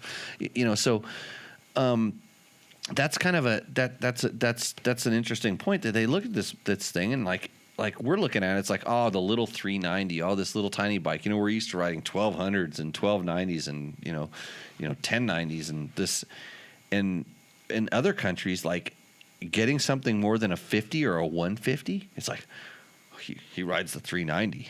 It's a whole different class and level of bike, and then it's just the economics of stuff like that really kind of pays off in the long run. So I think that when you start looking at that, the duty cycle of this bike, like what it has to accomplish and stuff, pretty good. Our bike is spec'd a little bit different. I don't know because I haven't ridden the quote world version or whatever they have in Australia and whatever they have in Europe and whatever they have in India. It's a little bit different. Like I heard India, and I think we have a question about it. They have non-adjustable suspension. So they're doing other things that are cost-cutting measures on the bike to get it more affordable in that market. Because if it was whatever the conversion ratio at $6,000 was, that could be someone's yearly income. It's like you don't think about that over here. So it has to do a lot of different things. Our bike gets crash bars. I think that's one of the big changes that you see. And the U.S. bike also is tuned specifically for the market in the United States, and whether that's more a derivative of having to meet our emissions and sound requirements, or it's just, they found they could, make it run to a certain character. That's, who knows? That's something that they discuss internally. But I think that, it's definitely, this bike has to meet a lot of needs all over the world. So what's the next section of it? Since Baja is making... Yeah, Logan. Right on. making this, I was kind of hoping this might be a bike like a KLX 250 that you can put 20,000 miles on a year for several years and change the oil every 10,000 miles or so, as that is what the tens of thousands of Asians want and expect. Any thoughts on how it might do in the long run? Well, you know what we were supposed to do today, Mark? Yeah. Instagram just kicked us off. We've been on for an hour on there. Okay. Well, it's just like, what a waste of time. No. What did I say we should do? Change the oil, because we're at 1,000. Oh, I thought you changed it. No, I didn't change. So we're working on that thing, So it probably has its. It probably got running its 100 or 150 miles. It was 100 miles, a little over 100 miles when KTM handed it to us. I'm sure they changed the oil in it once, which was more. So it's kind of been serviced. And I wanted to change the oil because the service thing still on? Did it ever say service on you? I didn't see it on. I don't know if I was able to turn that off or not, but there's a thing on the computer that said service, and we probably should service it, now. But that is true. I mean, they expect to get thousands of miles on their bikes in between service intervals, and I should just give it to Torture Test Gabe. Torture Test Magazine Gabe, not our Gabe. Well, Gabe can torture things too, but and let him see how long he tries to kill the bikes by not changing the oil and stuff that you would ordinarily do. I think that they probably tested the motor to do that kind of stuff, or they, if they wouldn't put it in a bike that was expected to run and perform in these markets, and not knowing that that these guys are going to run their bikes for that long between oil changes and stuff. So I think it's probably a little bit more durable than we maybe give it credit for.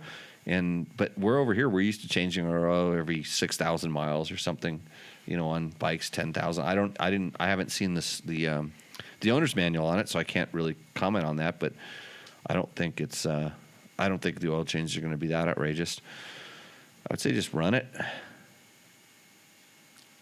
Peter Sendit says one of the best reviews I've seen this far on this bike. At that price point, compared to the current competition, it's a home run for KTM. It should be noted to everyone that at KTM's official press release, they started that spoke wheel will be an OEM aftermarket option. Of course, this is not currently standard, so figure that into your total cost when wanting the upgrade. Quick shifter is also not standard. Yeah, so Peter actually, I think he was the first one that pointed out to us that the quick shifter was not standard. That was something that they kind of added. And it's literally, they plug in the computer at the KTM shop and they push a button and you get quick shifting. It's just it's a feature that's built in, and that's like, on cars these days and stuff, you can buy like a low line car, and if you know the right person, or you can go to the dealer and pay for an upgrade package. Just they plug it in, they go, dude, like that, and all of a sudden all these new features pop up on your dashboard. And it's sitting in there. It's features that they have, and that's what the quick shift is. And what do we think about quick shift, Mark? Well, I mean, it's Bog. again, I've only had a couple hours on it, so I'm going to really put it to the test here. Yeah, no. It's funny because for us, I mean, we're all used to using the clutch and doing what we do with our wrist and shifting like we normally do, so it's not that big of a deal. I'll tell you, when you start getting used to it, when you all of a sudden expect it, don't hop back on your KTM 350 and pull a quick shift. You know, your KTM 790 has quick shift. Don't hop on your 1090 and go, okay, quick shift. It may or may not work, and I don't think your transmission is going to be that happy with you after you get used to quick shift. I think that the spoke wheels will be an OEM aftermarket option. I'm pretty sure you'll see it in the aftermarket before you see it on KTM Power Parts, but I'm pretty sure they're thinking about it. You know, they if they've done any market research at all, they will realize that a lot of these companies, you know, they're when you buy these kind of bikes, you want to modify them and you want to grow with them and stuff like that. Like, there's crazy how many parts are sold for Honda CRF 250Ls. Like, it's crazy. I've seen I know some people that make parts for those, and it's like, how do you make that many parts for a motorcycle? It probably Stamping them out in their machine. shouldn't be modified that much, but people are buying them. So I think this is on the same boat. Is it past your bedtime, Logan? No, because George says we should run the show to 2 hours, and he says he's stuck at home, which he is, and I agree with him. And I just like it that every comment starts out with one of the best reviews I've ever seen, one of the best, if not the best review. Keep going. Let's go. Adati Dojoidi. You want me to try that one? Adija? Dewey Jode. Yeah, that's it. Oh, Mark gets a shot. Yeah, Dewey Jody. Dewey Jody. Yeah. Please tell me which tires you've fitted on that machine. Kenda big blocks. Those are the tires. I put Kendas on that particular bike because I wanted a more aggressive off-road tire so we could ride in the dunes and stuff, because I got really pissed off with the stock tires because I couldn't make it up this road past sand hill that I sent it on a few times, and all I had to do was change the tires and I rode right over it effortlessly. So tires do make a big difference because that's what's connecting you to the ground. An ant. Paddy. One of the best, if not the best review of the Adventure 390 on YouTube. Would love to hear your take on the Tiger 90 Rally Pro and AT 1100 Adventure Sport. Subscribed. There's your Triumph. Yeah. You think so? Yeah. Let's call him up. Yeah.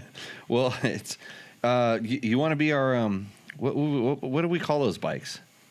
I mean, the Tiger 900 Rally is Triumph's way to go after the more aggressive off-road market to fit into that KTM 790, 1090.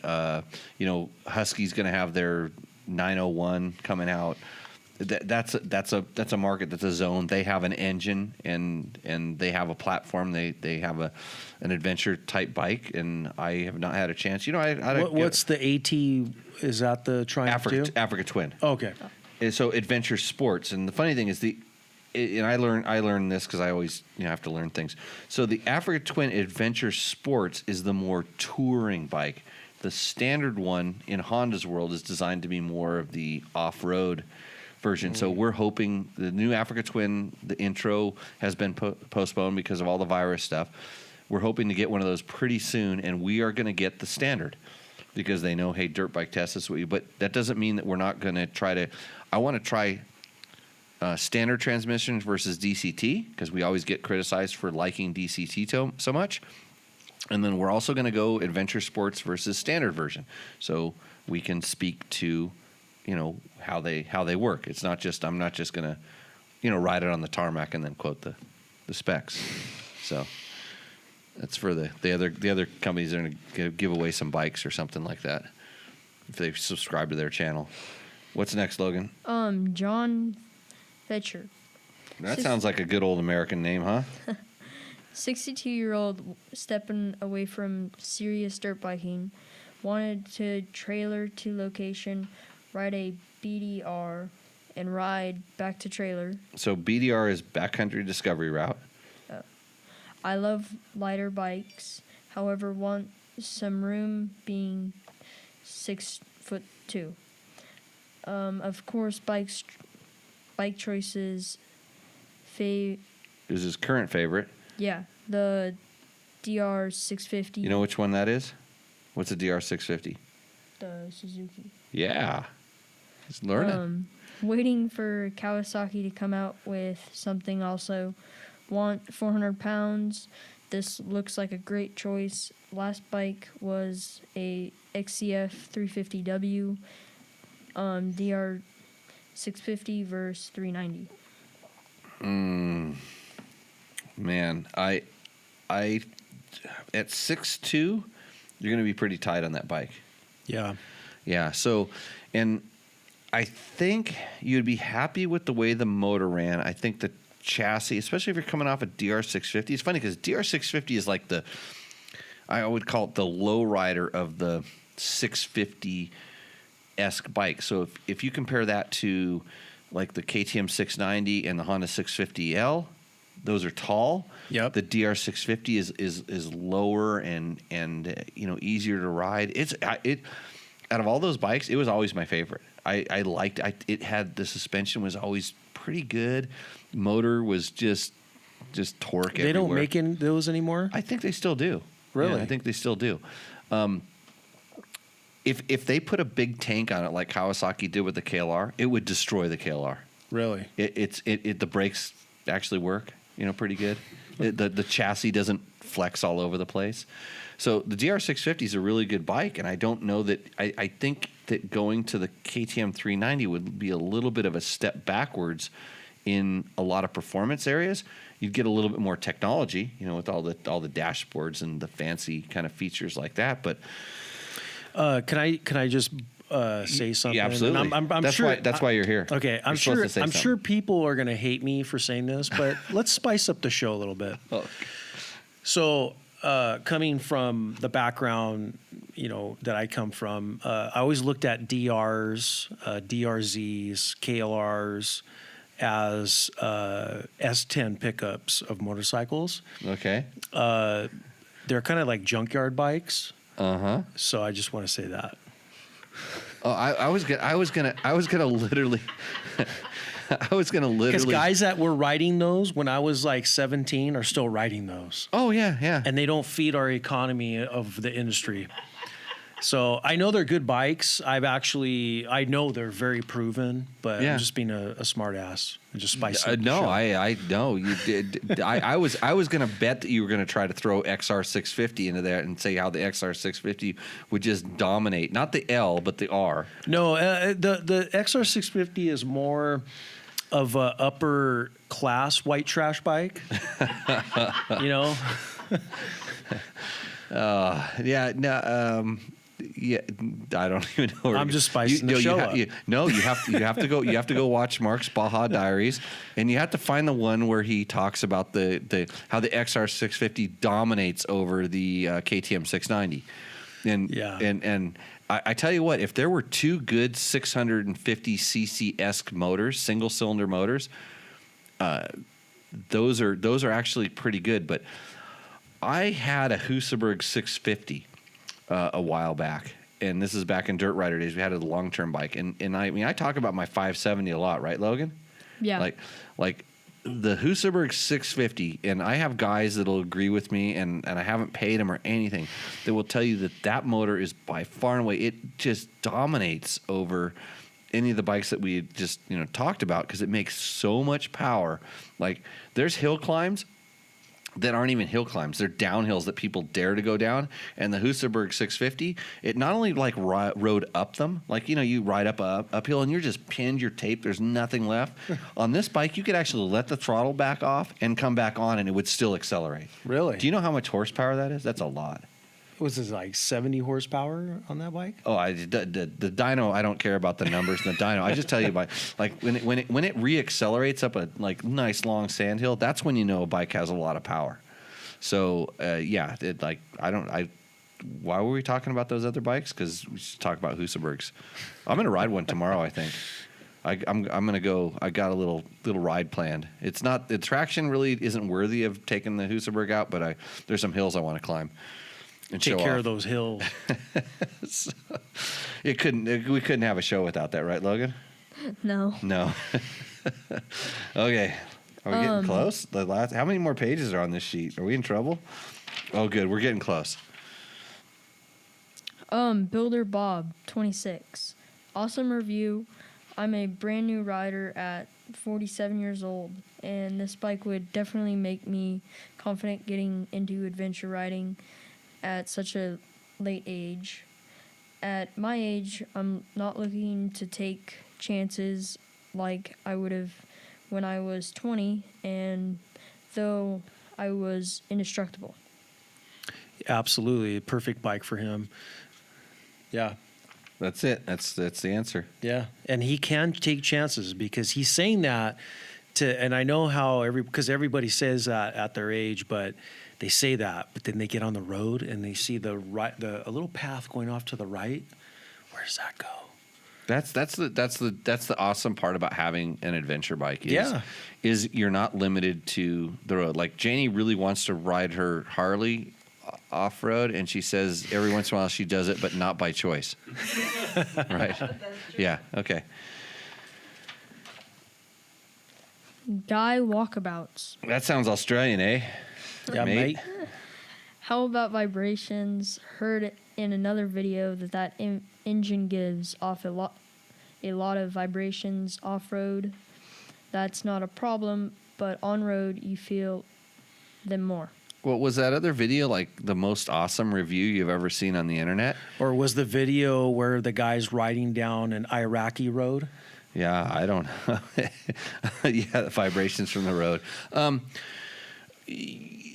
Characteristically and typically, we do not, because we come from a dirt bike background, we are not big. I just like to preface this: we're not big on the vibration thing because we don't notice it as much. Like you do not really feel, unless a bike really vibrates, like 2-stroke 500 vibration off road. You just don't feel it. Yeah, you just do not feel it. But I didn't really notice. I mean, yeah, there's times when you could tell it was a little bit buzzy, but I didn't notice it from switching from the stock tires. And so I probably have 150 miles on pavement with the stock tires and 150 miles with the big blocks on it right now. And I didn't notice a big change in any vibration feel. And usually when you go from that more round tire onto the more knobby tire, you pick some of that stuff up. So I don't think the bike really in my world vibrates at all. It's not an issue. And, you know, some of these guys need to harden the, you know, up a little bit. I found there was absolutely no vibration at all. I mean, it was really just nice, smooth. Yeah, didn't have a problem with it. You know what? George is telling me I need to pull the plug after 2 hours, but I think it's too late. 7, 8, 9. No, we're getting close. 7:07. So pull the plug after 2 hours.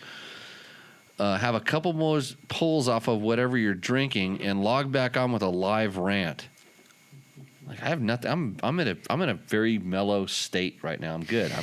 I was a little stressed at the beginning because you know, for the aliens that abducted Gabe, that increased my job around here. He also says that he wants strong language, violence, and some nudity. Strong language, violence, and whoa. Yeah, wrong show, George. Yeah, like I mean, I pushed it by calling the DR junkyard bikes. That's a little, as far as we go. Yeah, you waited till you signed off your Instagram account so you could protect it. It's on his people. You only want to piss off my side of the world here, and like you want to go a little bit crooked. So I'll have you on next week, and then you can go off on my crowd. Okay. I did that, but I offered good, solid advice. I was a very nice guest. Hey, so if you're interested in like learning, if you're a more novice rider and you've tripped over this show and you've lasted this long, which you can check out Mark's. It's hard to find your podcasts.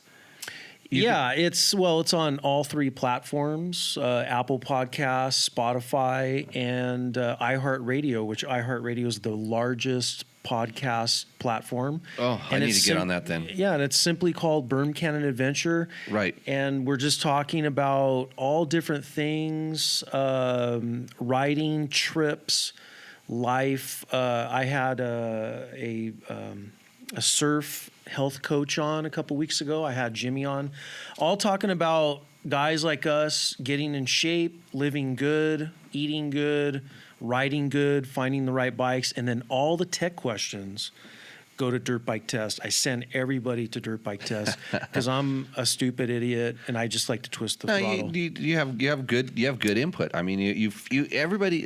I always say everybody has an opinion. Everybody has a feeling for something, and it depends on like how much experience that comes, the background it comes with.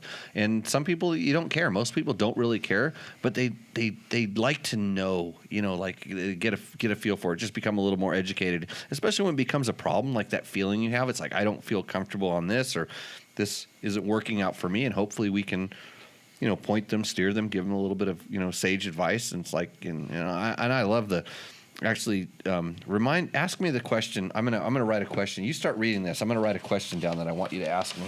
Go next. I do want to also add that in the last month, based on my following, there's a lot more people getting interested in riding.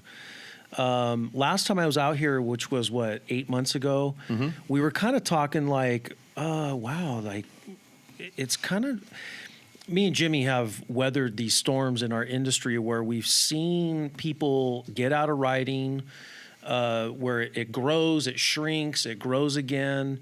Now it seems like it's shrinking, but on my end, I'm finding a lot more people like in these questions where, hey, I'm 30, I'm 40, I've always wanted to get a motorcycle. What can I do? Point me in the right direction. And that's really good to see for the industry and in general.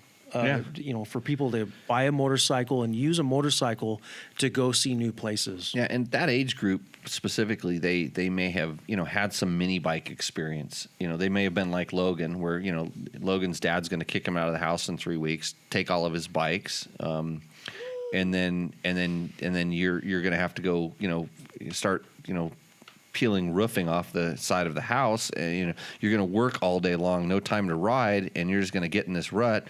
Out here, it's likely to have 3 kids by the time you're 22, and then you don't have any money for dirt bikes. But when you get 40 and those kids are now out of the house because you've kicked them out of the house because they were smarting off to you, just like you did to your dad, although you don't talk, so it's kind of hard to smart off, but you probably sent him a bad text, whatever. So now you're 42 and you're in the same position. It's like, man, I used to really like riding dirt bikes, and that was pretty cool. And I used to like to race them, but racing's more expensive than a $15,000 adventure bike. Yeah, Logan likes racing. Yeah, that's expensive.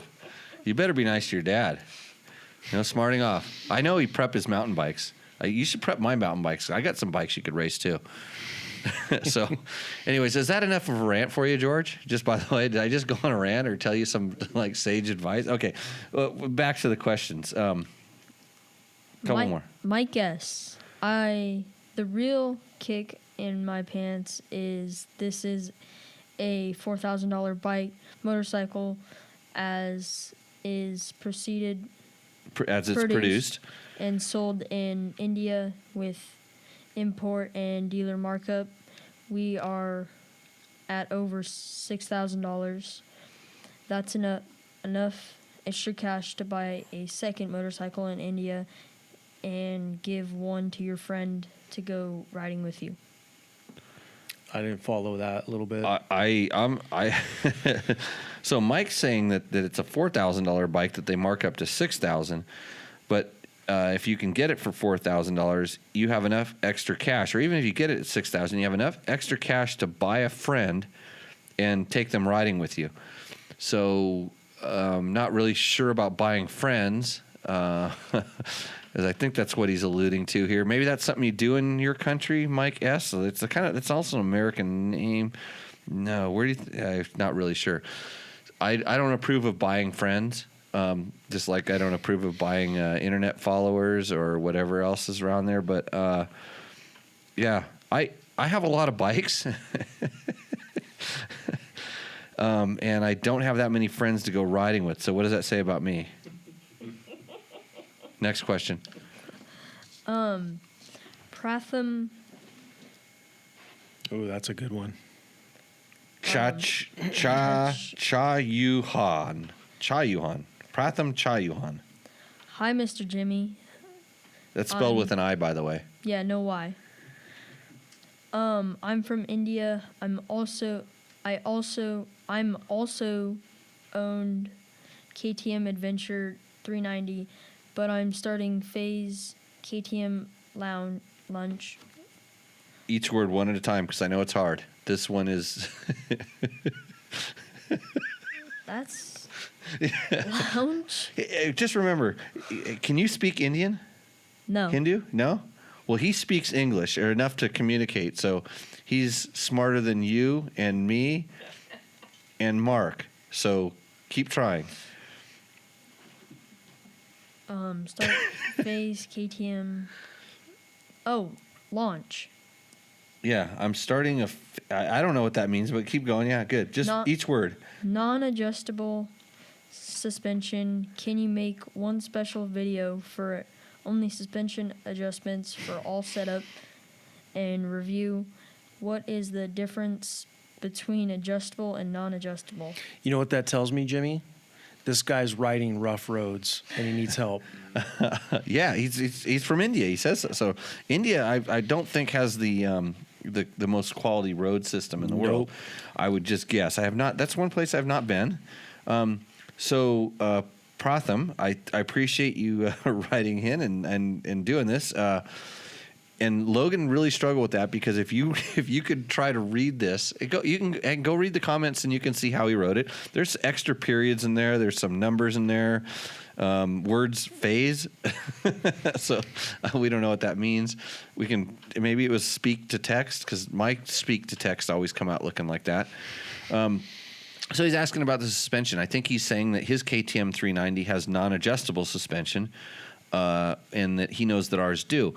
And I did respond back to them because I think if the bike came the way it was for the intended market, with the suspension and the stock clicker position, and you just cut them off, you can't touch them, I would be pretty happy. I think it does a really good job. And I think for that market, for that level of rider who doesn't really know a lot about that stuff, it doesn't make a whole lot of difference. And if you never touched them and you didn't have the opportunity to touch them, kind of like on the Honda, it's one of those things. Is like, yeah, I can modify it and I do this. And I think the KTM having it is more of like, hey, it's like them saying, hey, look at these extra features that we have that you don't get on the other bikes. It's like we have adjustable suspension. The adjustments do work. They do make a difference, and you can tune and adjust it. But how do you actually go about doing that? And so what he's asking is, can we make another video that talks about, how we adjusted it and stuff? And here's where I all of a sudden take issue with that is, I don't know how you ride. Right. They're adjustable so that bike not only fits like what they consider to be everybody, it fits everybody and you too, because you can now add a little bit of compression or take some rebound out, or clicker to a spring preload, which is one thing I really want to do. I haven't done on the bike yet because I didn't feel the need, but I want to add some spring preload because I always like them when they ride a little bit higher, because they get a little bit plusher. Right. So there's a lot of stuff to do. I think it would be better if we did a video that explained what those knobs do. Yeah. And say this does this, and here's kind of the range. You know, it works in this range, because sometimes the knobs, they click 22 times and only 10 of those clicks really, quote, does anything. I find it a lot of people find suspension settings like rocket science. They really don't know where to start. There's tons of videos on how to set sag and stuff, but again, like you said, there's a lot of videos that aren't good. So maybe do a video on, explaining what those clickers do and how they can better set up their KTM in India.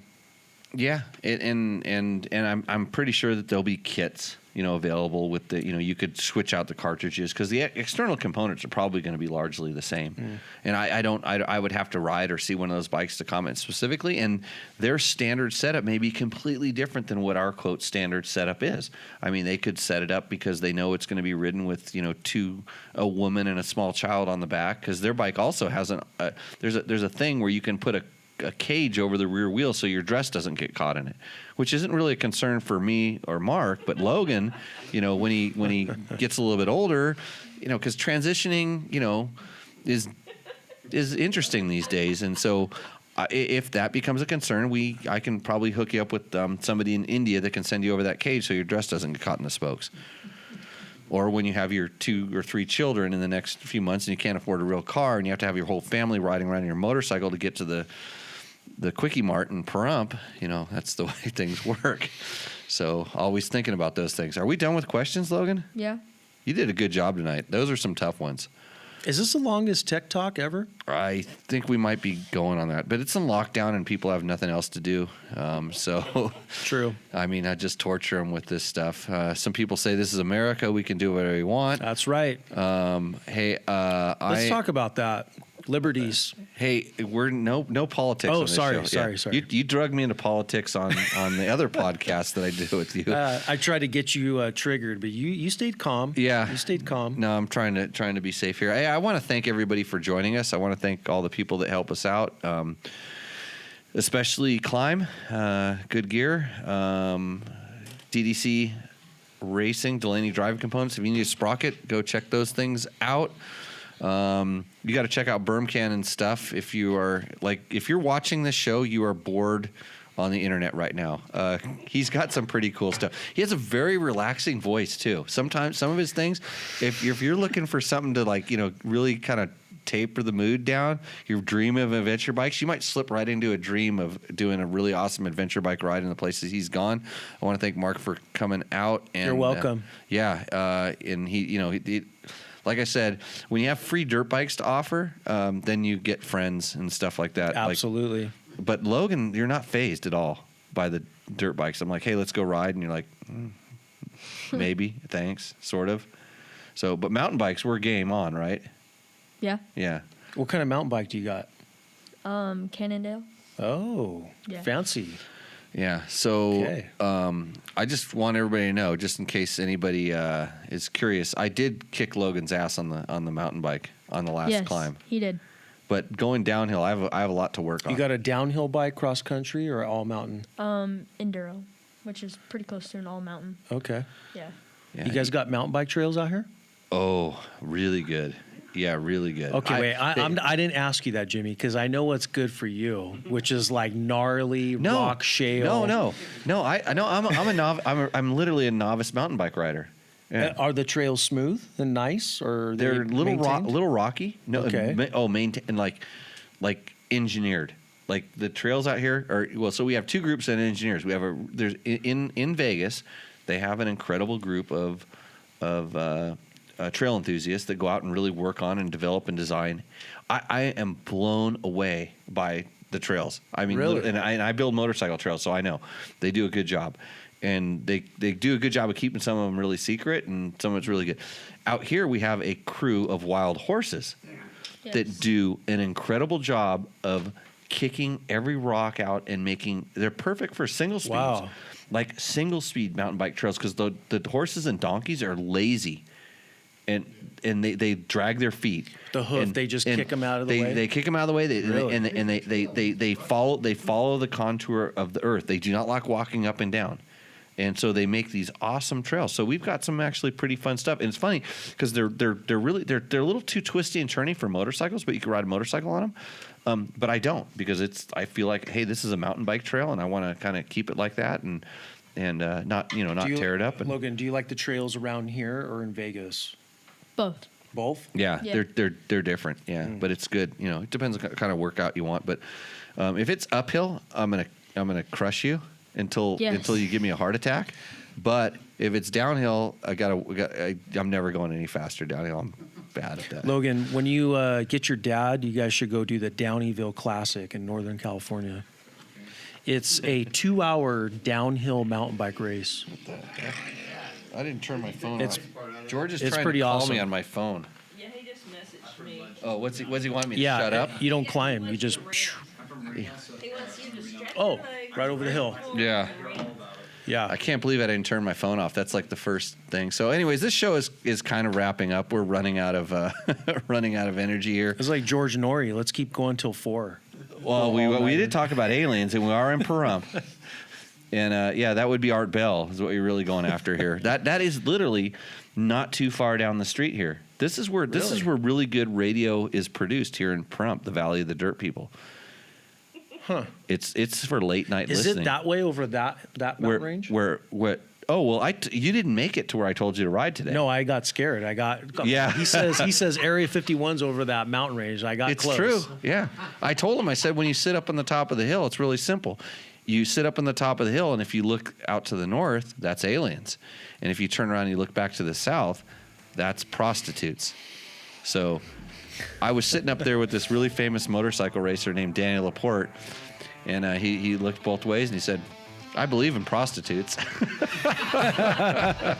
So, hey everybody, with that, we're gonna sign off on this one. Thanks for joining in. Thanks for keeping the crowd for such a long show. Maybe we'll stretch this show out for 2 hours if we have good questions and stuff, and we can pick a topic. I know we have some interesting stuff coming up, bikes to test. So we will. What are we gonna do, Logan? What are we gonna do?